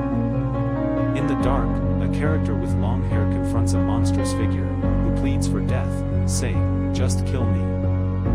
In a dark setting, a character reflects on someone's unexpected pride, feeling both surprise and intrigue. Jay stands ominously as others plead for their lives, promising it will never happen again, fear clear in their eyes. Jay stood confidently among the frightened characters, dismissing them as spineless fools. They pleaded for forgiveness, promising eternal loyalty. A green-skinned character towered over Cryant, demanding he rise, with red eyes glowing menacingly amid swirling energy. The green-skinned character recognized Cryant's integrity, stating that if he continued to serve, his life would be spared. Mysterious energy surrounded them. Cryant, uncertain, listened as someone advised that the enemies posed no threat, urging him to eliminate them all. Cryant expressed gratitude for being spared, pledging complete loyalty and promising to handle the enemies effectively. Terrified creatures pleaded for mercy, their faces frozen in fear as shadows loomed ominously above, creating a sense of dread. A mysterious character commanded her creatures to devour the traitors, promising strength, while loyal followers affirmed their commitment. A defeated warrior on the ground questioned his guild master about their dire situation, while another character warned of the serious threat he posed to everyone. The warrior, Rodel, reflected on his mistaken beliefs as another character approached, expressing disbelief that Rodel thought events would unfold differently.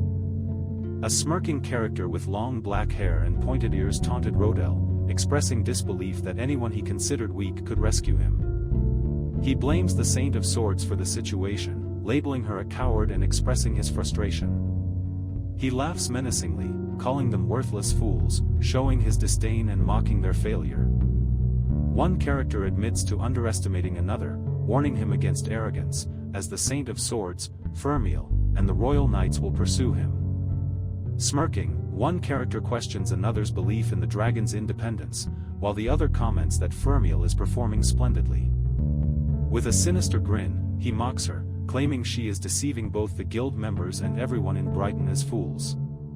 With a fierce look, he asserts that while his life is at risk, he won't tolerate insults, urging for a swift resolution. Determined, he expresses a willingness to die rather than suffer like Roddle, pleading for understanding. Stunned, he stands silently, embodying a mix of shock and resignation, his features highlighted against the dark backdrop. With wide eyes, she feels urgency as someone calls out, "My lady." "My lady," her expression showing surprise and concern. She sits on the bed in her lingerie, exasperated, as he nervously stutters, recalling the knight's return. She urges him to speak up, and he reveals that only one knight has returned. In surprise, she questions what she's just heard, her expression showing shock and frustration. She declares he's beyond help, her face a mix of determination and concern, while the cloaked figures watch intently. She coughs, concern in her eyes, asking what happened and where the others are. He coughs weakly, urging her to rescue Roddle after facing a group of goblin heroes, while she watches with worry. She nervously advises caution, expressing concern that the goblins are not what they seem.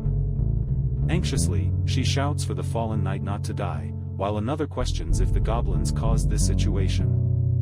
He confidently suggests they should kill the inferior goblin pieces, while she urges him to be cautious.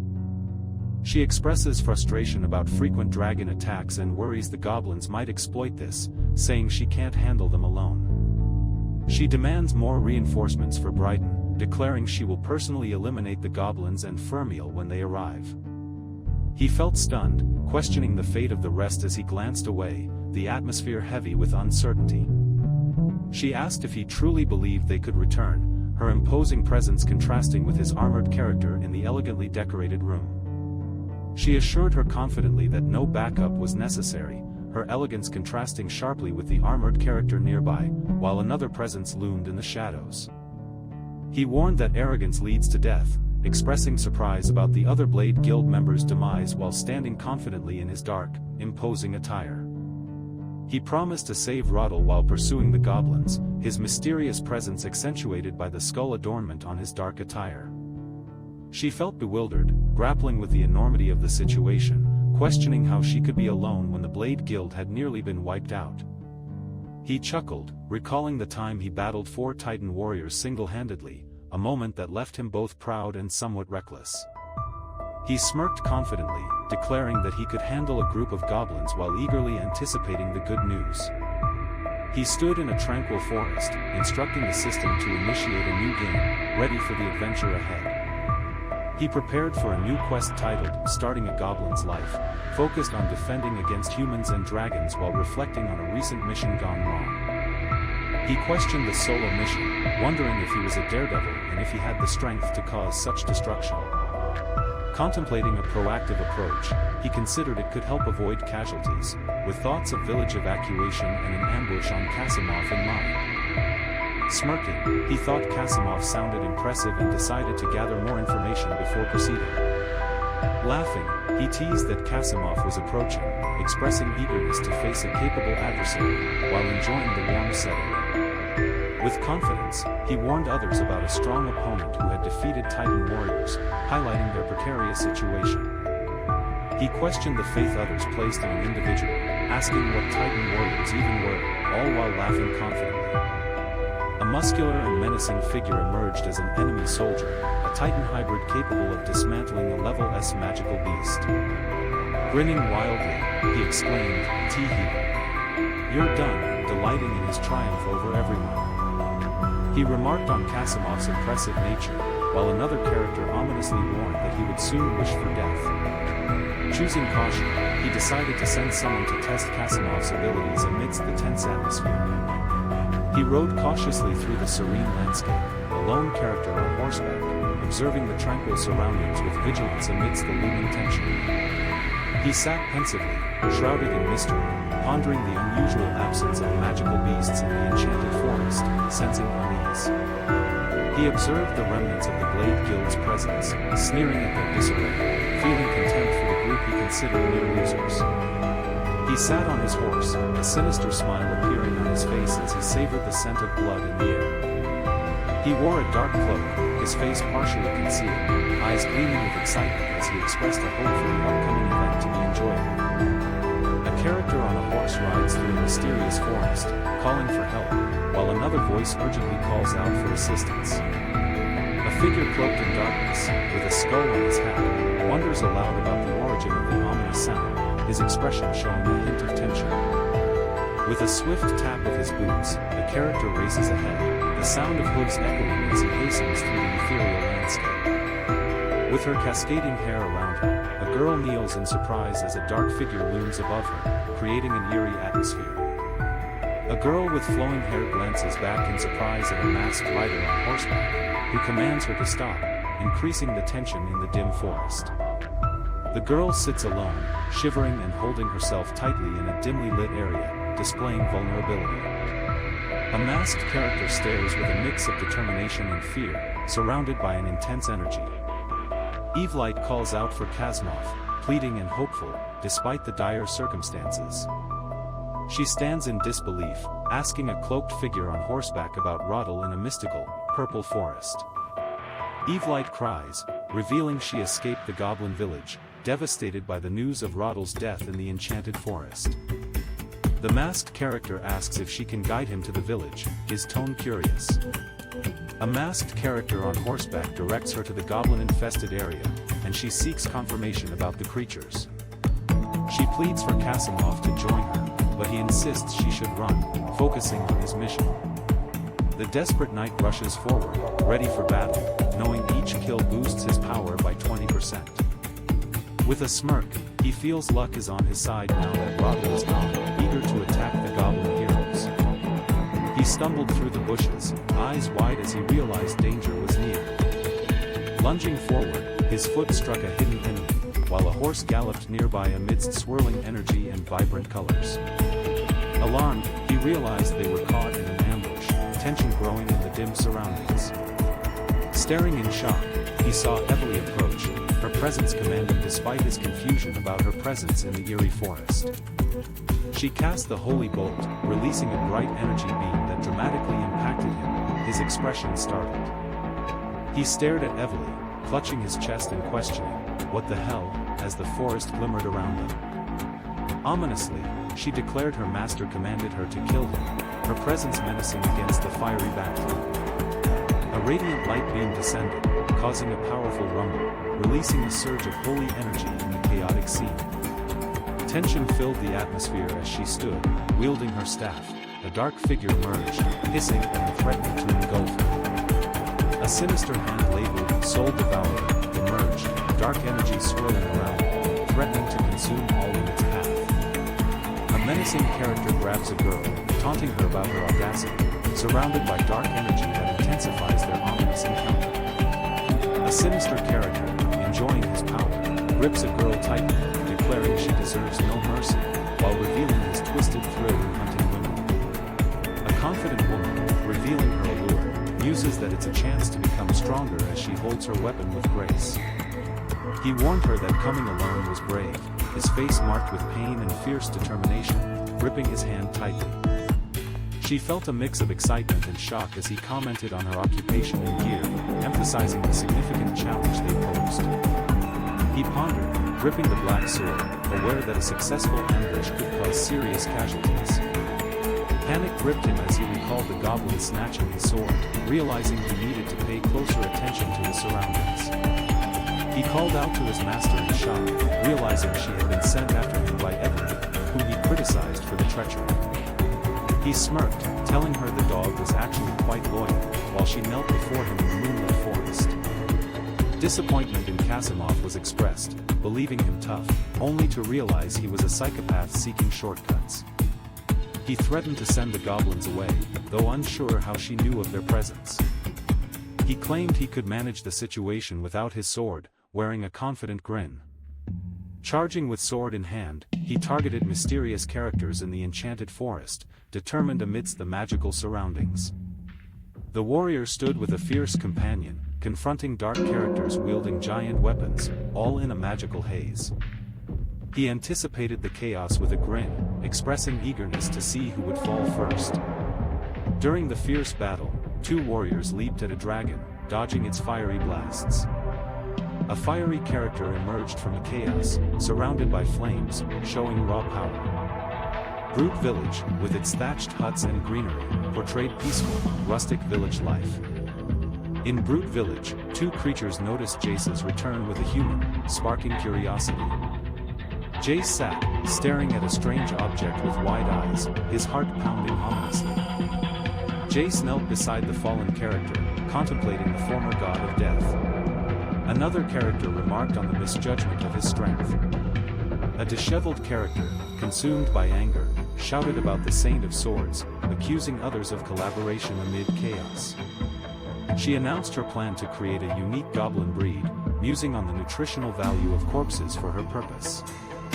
Instructing Urk to eat first, she indicated the others would get the leftovers, as goblins ominously stood behind her. Expressing gratitude to Jace, she stood with a group of menacing goblins, their eyes glowing ominously.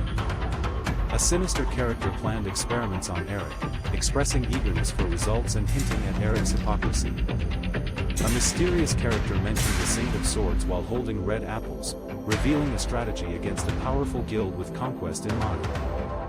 Biting into an apple, the character pondered Kasimov's death's impact on morale and considered her next move. Confidently, he declared it the perfect time to glimpse the future, sitting in a futuristic chair, ready for a new game.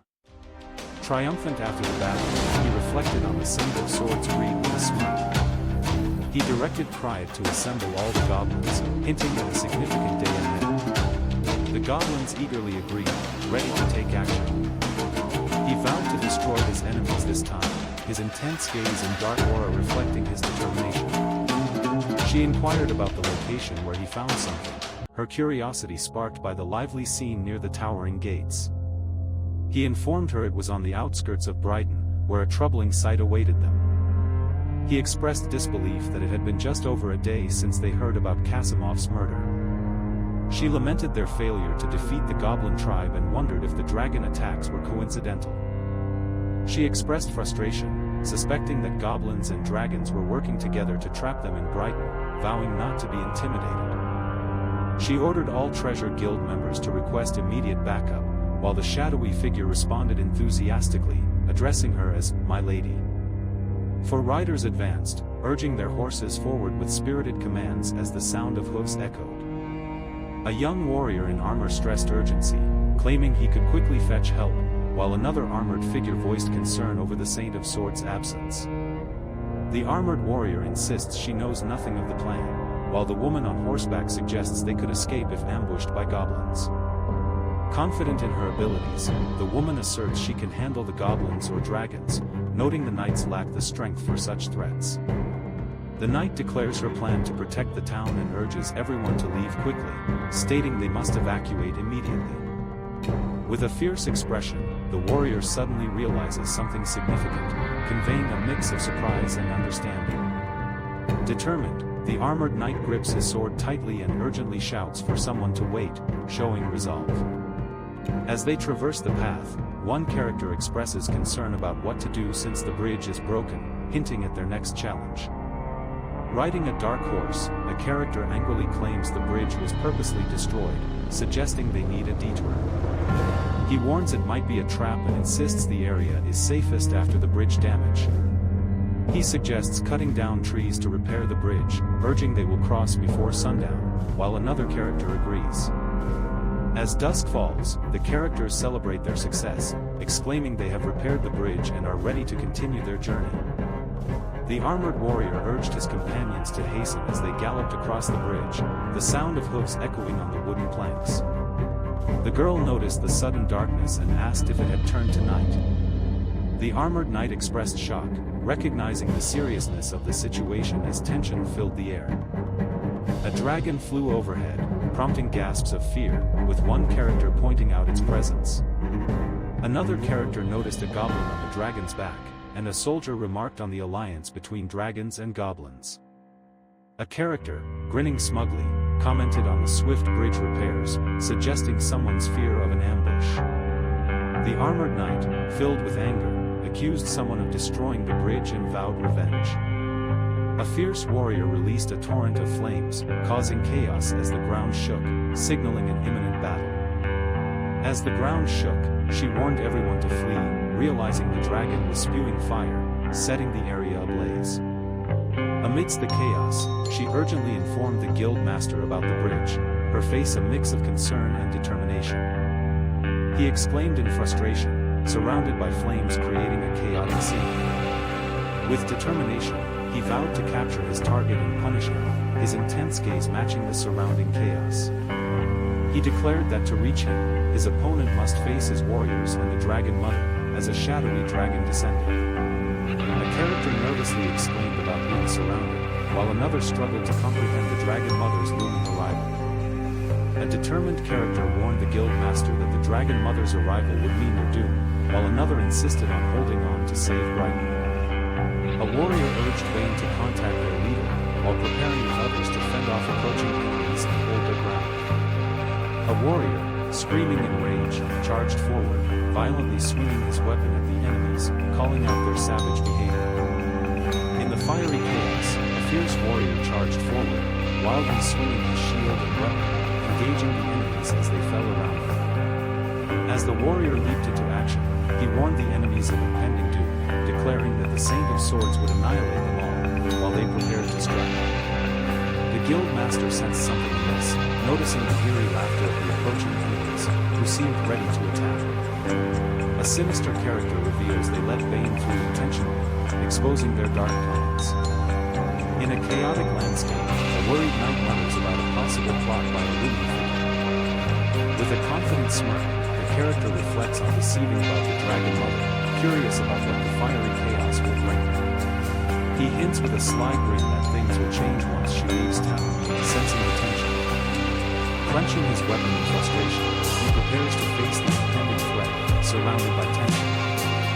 With determination, he urges his companions to defeat the dragon rider, stressing the need to hold until the Saint of Swords arrives. Intensely focused, he battles the armored knight, their clash lighting up the sky as he readies for another strike. On the fiery battlefield, he and the armored knight clash, the sound of the clank resonating as they fiercely strike each other. Realizing the armored knight's strength matches his own, he feels frustrated. He identifies Casimov's sword, while two shadowy figures watch with malevolent delight in the fiery atmosphere. He scoffed, questioning if that was truly the best effort possible, as flames flickered ominously. With urgency, he warned his companions about the looming time, as a glowing power emerged from his fingertips amidst swirling flames. Determinedly, he vowed to eliminate all knights before the Saint of Swords arrived, as a dark character loomed overhead with wings spread wide. Flames engulfed the battlefield, as he stood ready with a spear, confronting the menacing goblins with a blazing booming drum. He launched a powerful attack called Wild Slam, realizing it might be his last opportunity.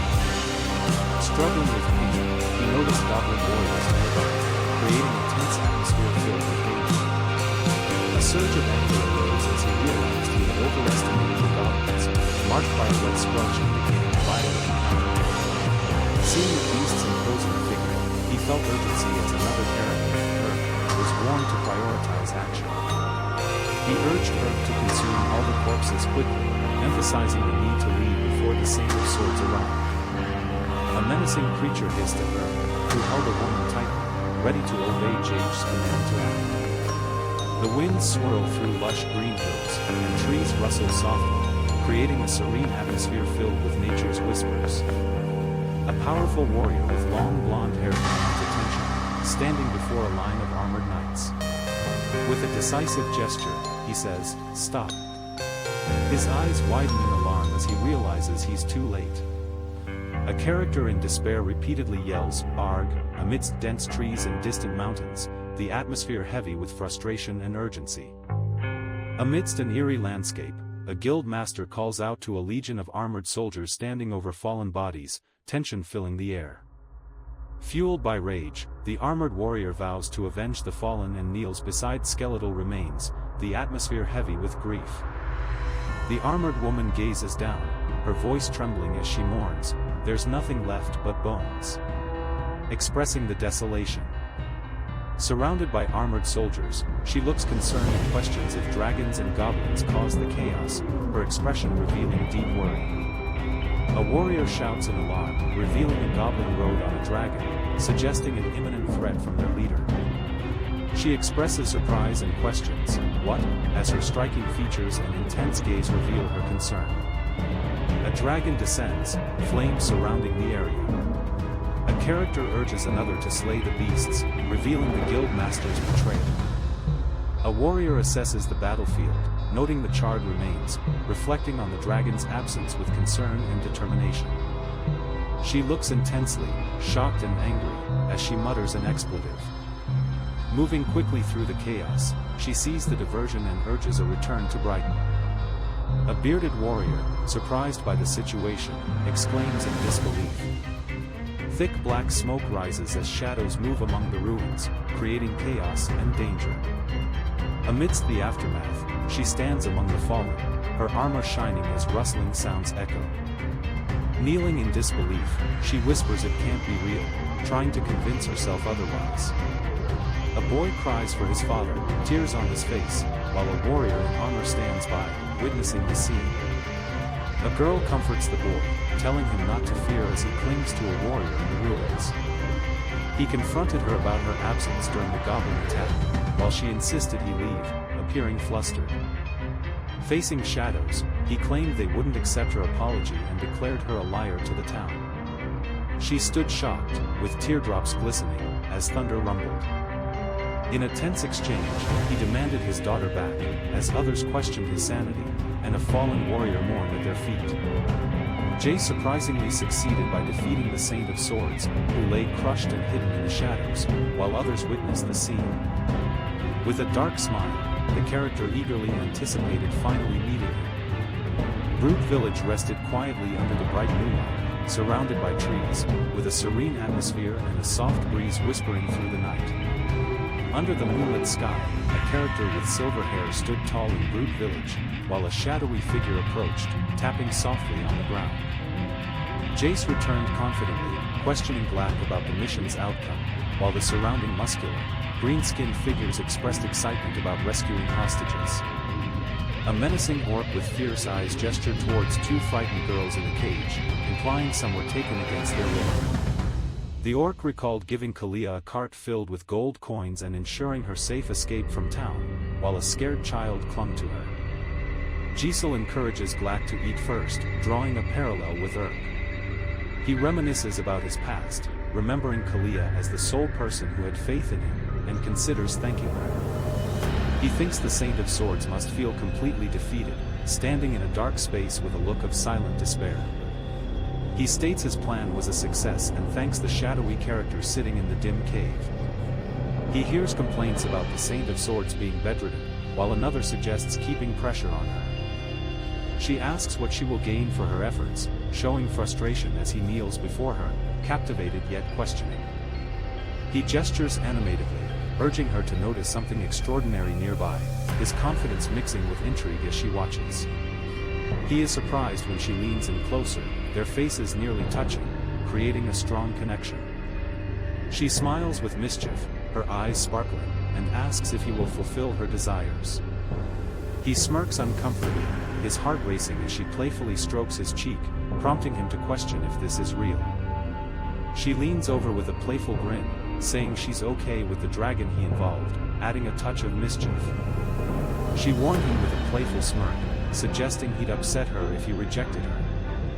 He grinned, claiming he didn't intend to offend, but thought Frismeal deserved better than her current situation. She teased him, noting he wasn't an ordinary goblin, and leaned in to express her belief in his potential to rule. She seductively stated that ancient dragons respect the strong, emphasizing her allure. She explained her preference for mating with the strong to produce stronger offspring, showcasing her boldness. With confidence, she announced her willingness to comply, as their eyes locked in a charged moment.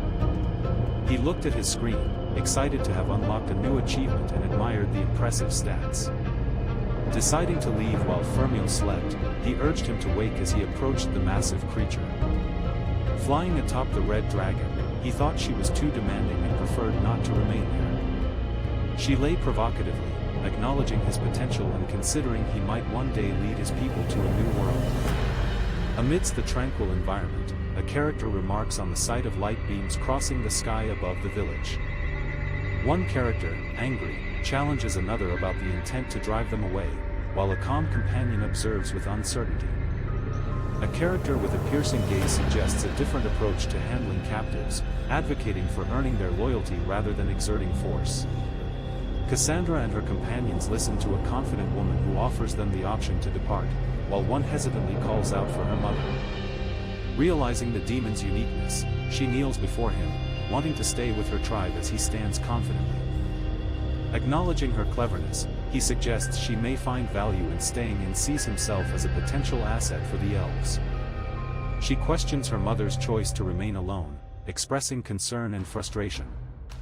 Declaring her resolve to follow her mother and leader, she asserts she won't leave, with another expressing the same desire to stay.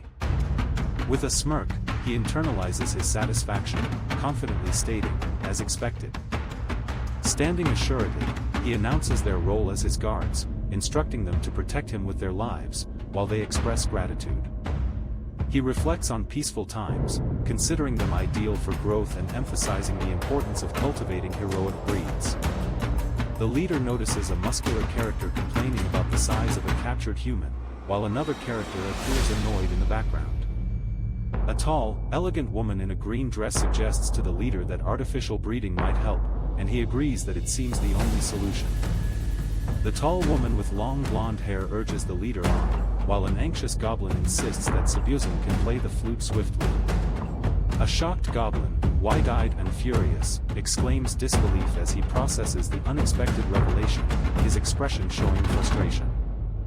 A confused character questions a goblin on the ground, who desperately claims ignorance, while another goblin nervously scratches his head.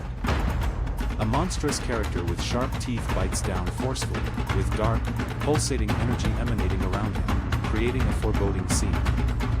The tall figure in the tattered robe laughs menacingly, surprised that a monstrous creature has indeed revived, its grotesque form looming behind him. The formidable mutant goblin, Goblin, exudes raw power at level 50, boasting a twisted form blessed by the divine, ready to unleash devastating skills. He reflects on his situation, acknowledging that survival would have been impossible without the power gained from the Golden Dragon Mother. The leader noted his survival and growth, while another praised the goblin's improvement and focus on nurturing the next generation. 3 months later, Bright Town flourished with charming buildings and vibrant greenery, symbolizing growth and renewal. In the tavern, characters joked about the Sword Saint's recovery, with a barrel adding to the lively setting.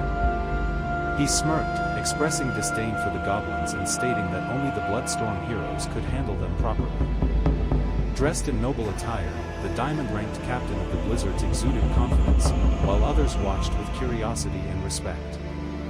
After 3 months of breeding, he proudly noted the gathering of 153rd generation heroic goblins, as 3 playful goblins engaged in a tussle. The royal family issued 3 bounty notices, offering 100 gold coins to entice adventurers to Bright Town to eliminate his tribe. In a cosmic setting, characters from various ranks, including mythical and epic, prepared for a simulated challenge with a warning of life point rewards as the timeline accelerated. A character with long black hair and pointy ears confidently explained that diamond-ranked adventurers stood among humanity's elite, surpassing even epic rank and the Sword Saint. Reclining on a large throne, a confident character with long black hair and pointy ears wondered if he must take full responsibility this time.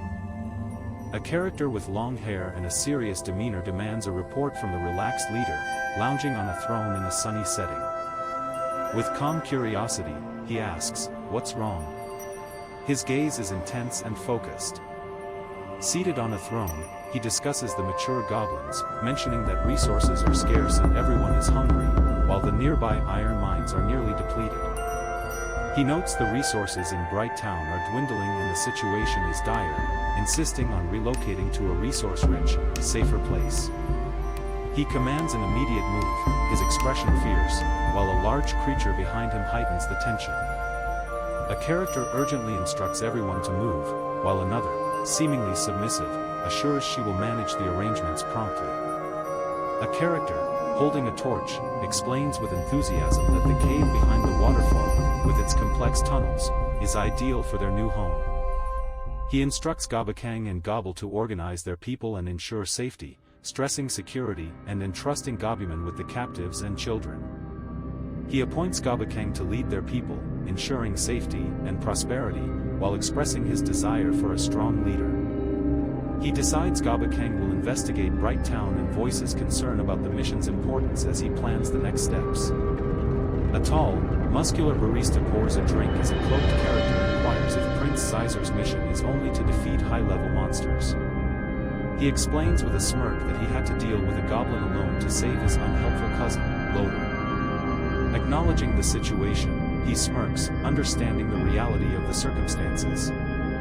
Gesturing with a mug, he insists she manage it, questioning the purpose of coming this far for a reward. He mentions taking the medicine to avoid future need, while another questions what happened to his former self.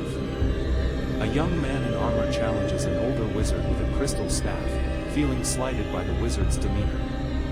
The cloaked character laughs, questioning if the older man thinks he can escape, reminding him of the cunning adventurer, Lucinia. The tense discussion intensifies as one questions why a dangerous individual appeared, pointing out her greed, while another defends her, cautioning him about his words.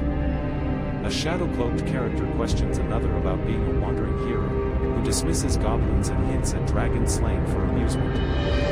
With a sly grin, the cloaked figure considers that slaying a dragon could elevate him to the rank of an epic-level adventurer.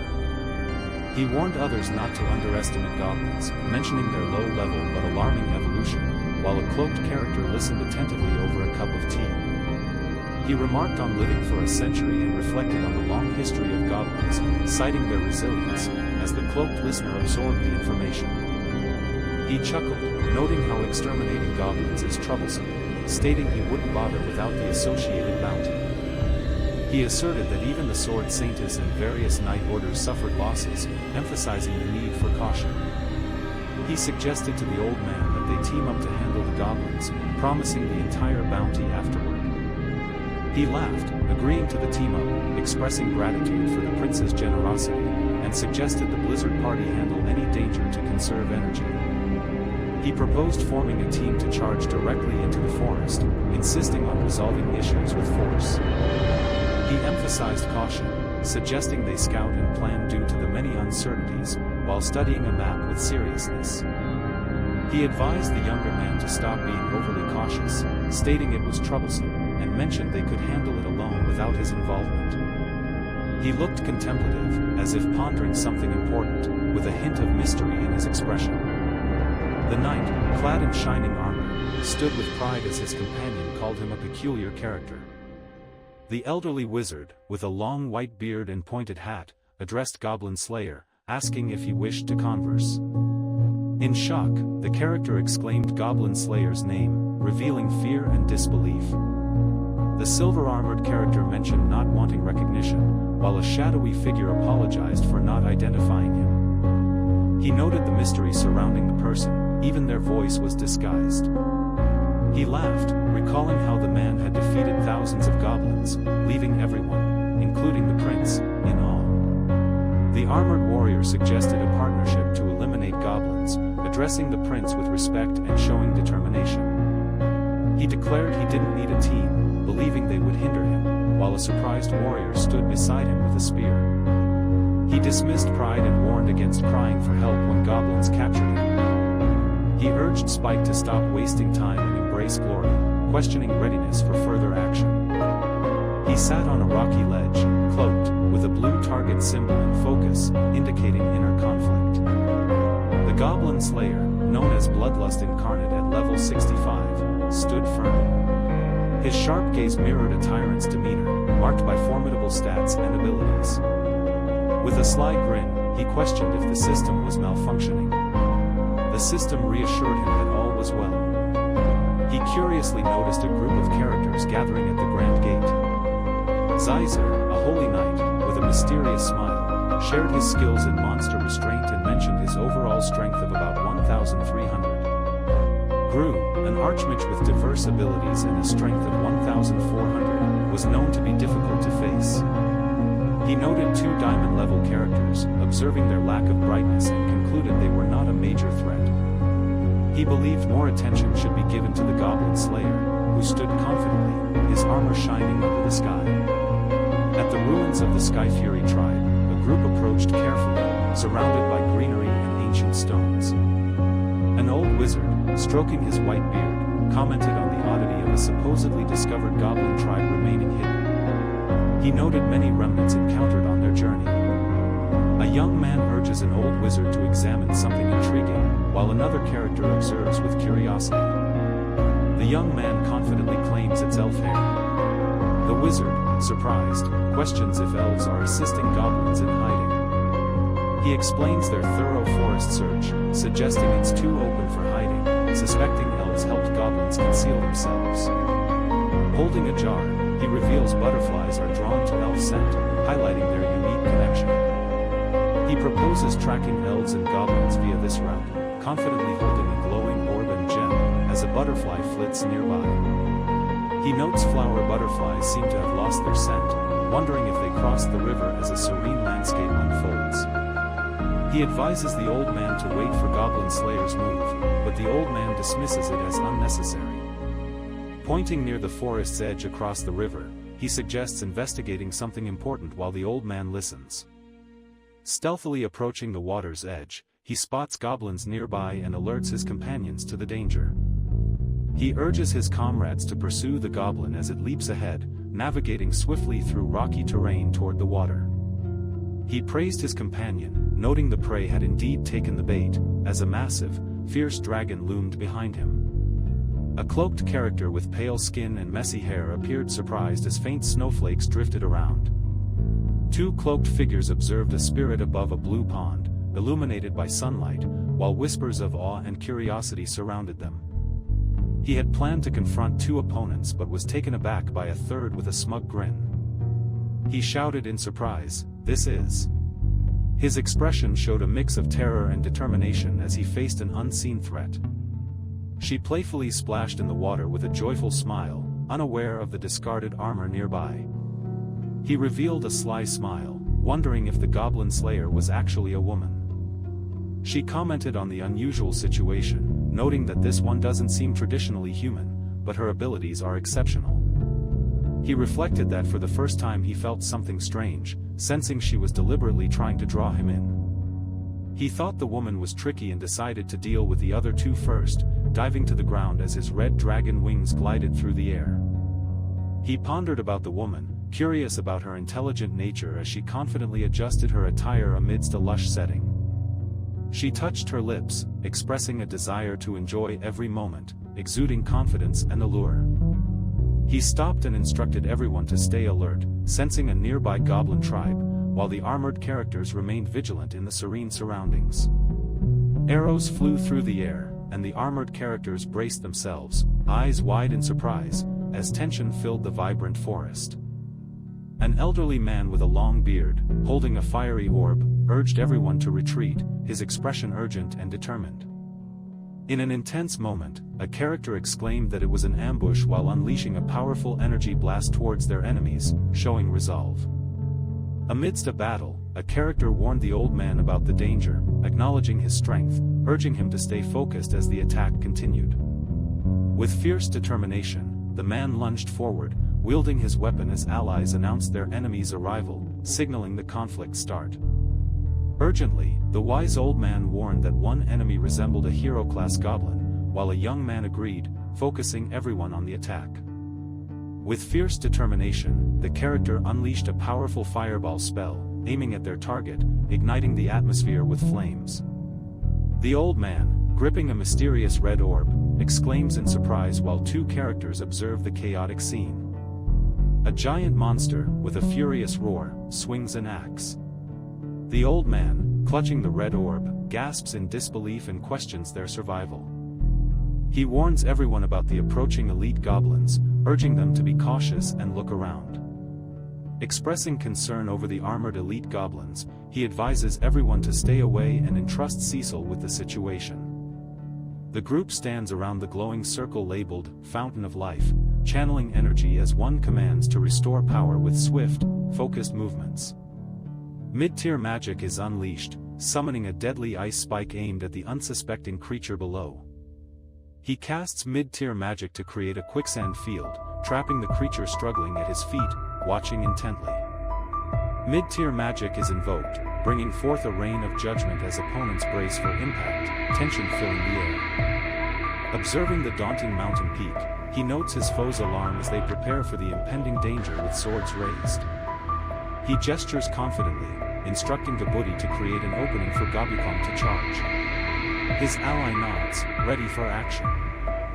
He leaped into the air, targeting a group below as a sudden impact shook the ground, causing chaos in the lush environment. He soared through the air, clawing forward with determination, while the environment echoed with the sound of his motion. He lunged forward, his expression intense as he clawed at his opponent, embodying determination and purpose. Shouting in frustration, he cursed the goblins and unleashed a powerful attack, his rage driving his every move. In fury, he struck at the goblins, his powerful attack illuminated by dark energy. He urged his comrades not to fear, shouting for the shield bearers to hold their position amidst the chaos. In battle, a warrior struck, igniting chaos as his comrades charged forward, ready to face the monstrous foe. With determination, he called upon the Holy Lord for strength, declaring his intent to defeat the vile creatures. Using advanced magic, he unleashed a powerful holy light enchantment, creating a fiery vortex that illuminated the surroundings. He commanded everyone to gather, forming a blizzard formation, urging his companions to surround and heal the injured. He declared with determination that they would eliminate anyone in their path. She realized that a diamond-ranked adventurer party possessed skills far beyond her expectations, acknowledging their prowess made them nearly unbeatable for any goblin tribe. She noted the difficulty of the situation, recognizing they had chosen the wrong place as shadows erupted around a fierce dragon, heightening the danger. He exclaimed they were facing a mutant goblin, tension rising with the impending conflict. She admired the goblin's beauty, remarking on her fascinating and powerful nature while posing playfully in her revealing outfit. A massive creature loomed over smaller figures, its spiky form and fierce appearance instilling dread, as the scene unfolded in a desolate, rocky terrain. He recoiled in terror as a giant claw descended, gripping his sword tightly, with dread visible on his face. The atmosphere thickened with impending doom. He shouted in frustration, sweating as he expressed a mix of anger and determination. He desperately reached out, crying for Cecil to save him, panic evident as icy tendrils enveloped him. Desperate for help, he pleaded, terror palpable as he struggled, while another character watched intently, eyes wide with shock and fear. Running in desperation, he realized the goblins were true demons, urging him onward. Cecil, defeated, urgently asked for help as a shadowy character loomed over him in darkness. The warrior, frustrated, cursed when arrows hit the ground, recognizing too late the need for caution against hidden threats.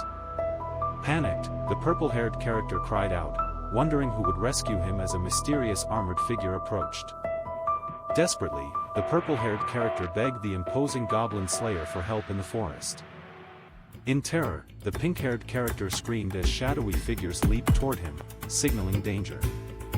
Gasping in horror, the pink-haired character observed fallen enemies, depicting chaos and defeat. Grateful, the pink-haired girl hugged the armored character, promising to repay his aid. Surprised, the armored character dismissed the pink-haired girl's promises, finding her intentions absurd. The pink-haired girl insisted the armored character stay, warning of an unusual goblin encounter. He replied that he needed more excitement for satisfaction. The cloaked character grins, intrigued by the mention of a goblin frenzy, as he observes the chaos below. A knight, wielding a complex weapon, questions the goblin leader, suggesting his foolish appearance doesn't suit his role. A goblin declares their intent to defeat the knight, his fierce expression and sharp fangs displaying aggression. He pondered the mysterious character evaluating their their skills, questioning their true magical abilities despite using basic attacks. The character undergoes a transformation called Mad War Transformation, revealing a powerful, monstrous form amidst chaos. In battle, the character with red eyes snarls, questioning if his opponent resembles a charging bull. He laughs sinisterly while swinging his sword, striking the creature, which explodes with vibrant energy. With a fearsome expression, he prepares to strike, weapon raised high, as shadows gather ominously around him. Glaring fiercely with glowing red eyes, he commands his opponent to perish, ready for the final strike. Frustrated, he struggles, his armored body stuck in thick mud, angrily exclaiming about his immobilization. He considered retreating, acknowledging the creature's exceptional breathing skills, and opted for a war of attrition. He commanded everyone to step back and form a circle, advising them to hurl rocks and employ long-range attacks against the dragon. He expressed disbelief at a goblin's ability to tame dragons, recognizing the place's value while the knight stood ready, covered in goo. The ground shook as he launched a powerful attack, sending shockwaves through the air, showcasing his determination and strength. Amid explosive energy, he swung a glowing sword, delivering a strike that shattered the ground beneath him. He unleashed powerful strikes with his gleaming sword, creating cracks in the ground and intensifying the battle. Standing confidently in the dark cloak with a smirk, he observed the battle's impact, noting their opponent's imminent collapse after an hour of fighting. He clutched his cracked mask, pain visible, amid the chaos, feeling the weight of defeat and uncertainty. With striking red eyes and a confident smirk, she appeared fierce in her armor, exuding charm and a hint of mischief. A group of grinning, monstrous creatures approached menacingly, their sharp teeth and unsettling eyes creating a terrifying atmosphere. He observed her shocked expression as blood splattered, marking the intensity of their confrontation. Determined, he consumed the heart, seeing it as the ultimate nourishment amidst a vivid backdrop. Realizing his mistake, he shouted in frustration about underestimating her, his eyes wide in a chaotic setting. In the heat of battle, a warrior struck fiercely, warned by the word forbidden. Chaos surrounded them as they continued. A menacing creature launched a fierce attack, yelling for the woman's demise, while the armored warrior prepared to counter the threat. With determination, she commanded dark energy, declaring bloom, as a powerful spell erupted, lighting the shadows. She unleashed a powerful attack against the dark figure, illuminating the shadows with fierce energy. Frustrated, he questioned her identity, noting her unusual goblin-like ability and considering retreat to minimize losses. Freya stood amidst the chaos as he ordered everyone to retreat, highlighting the urgency. In awe, Freya remarked on not encountering such a clever and strong goblin in ages, expressing surprise and admiration. The armored warrior, with his sword at his side, threatened the shadowy character to cooperate or face severe consequences, noting the downed creature struck by a dagger. He questioned the believability of the situation, expressing skepticism as small leaves drifted behind him. Raising an eyebrow, he asked if she truly believed him, his smirk suggesting a playful challenge. She inquired playfully if he believed her, smiling confidently, her casual outfit illuminated by sunlight through the trees. He felt puzzled and concerned about the woman's intentions after she unexpectedly dropped her weapon and lowered her guard. She challenged him fiercely as the enormous red dragon loomed overhead, enveloped in intense sunlight with swirling leaves. With confidence, he walked, his long hair flowing, adjusting his scarf as he suggested a serious discussion. Amused, she remarked on her unexpected encounter with a low-tier goblin, her gaze confident. He appeared as she wished, smirking while reminding her of her promise to heal her. She assured him confidently of keeping her promise, adding with a teasing smile that he must satisfy her first. She remarked he resembled a goblin but with the intelligence of a goblin king, adding he matched her type. She found the situation thrilling, while he realized her deceit, both displaying excitement and surprise. He shouted in frustration about letting his guard down and falling for her trap. Feeling betrayed, he demanded to know why everyone turned against him, frustration clear in his voice. He claimed control over the crowd, while a shadowy character whispered sinister laughter, hidden intentions brewing. She assured him with a smirk, saying, "Relax. I promise I won't kill you," as he looked back anxiously. She promised to stay by his side, teasingly, as he urged her to reveal more. She asked what kind of being he would become, while he stared in disbelief, questioning her seriousness. Determined and fierce, he rushed forward, surrounded by lush greenery and distant mountains. He gasped, realizing the goblin slayer was a woman, questioning how she could be with a goblin. A character warns that they are entering a goblin den and advises that only those prepared for the consequences should proceed. Another character expresses a desire to test their strength. One character demands to know the identity and power source of another, expressing unease about their control over subordinates. She inquires if revealing all will allow her to follow him, with a hopeful expression amidst a mystical setting. He comments that the outcome depends on her answer, as tension escalates in the mystical environment. Confidently, he states that he descends from the Goblin King, displaying pride and defiance against the mystical backdrop. He questions in disbelief, the Goblin King? His expression shows confusion and concern in the charged atmosphere,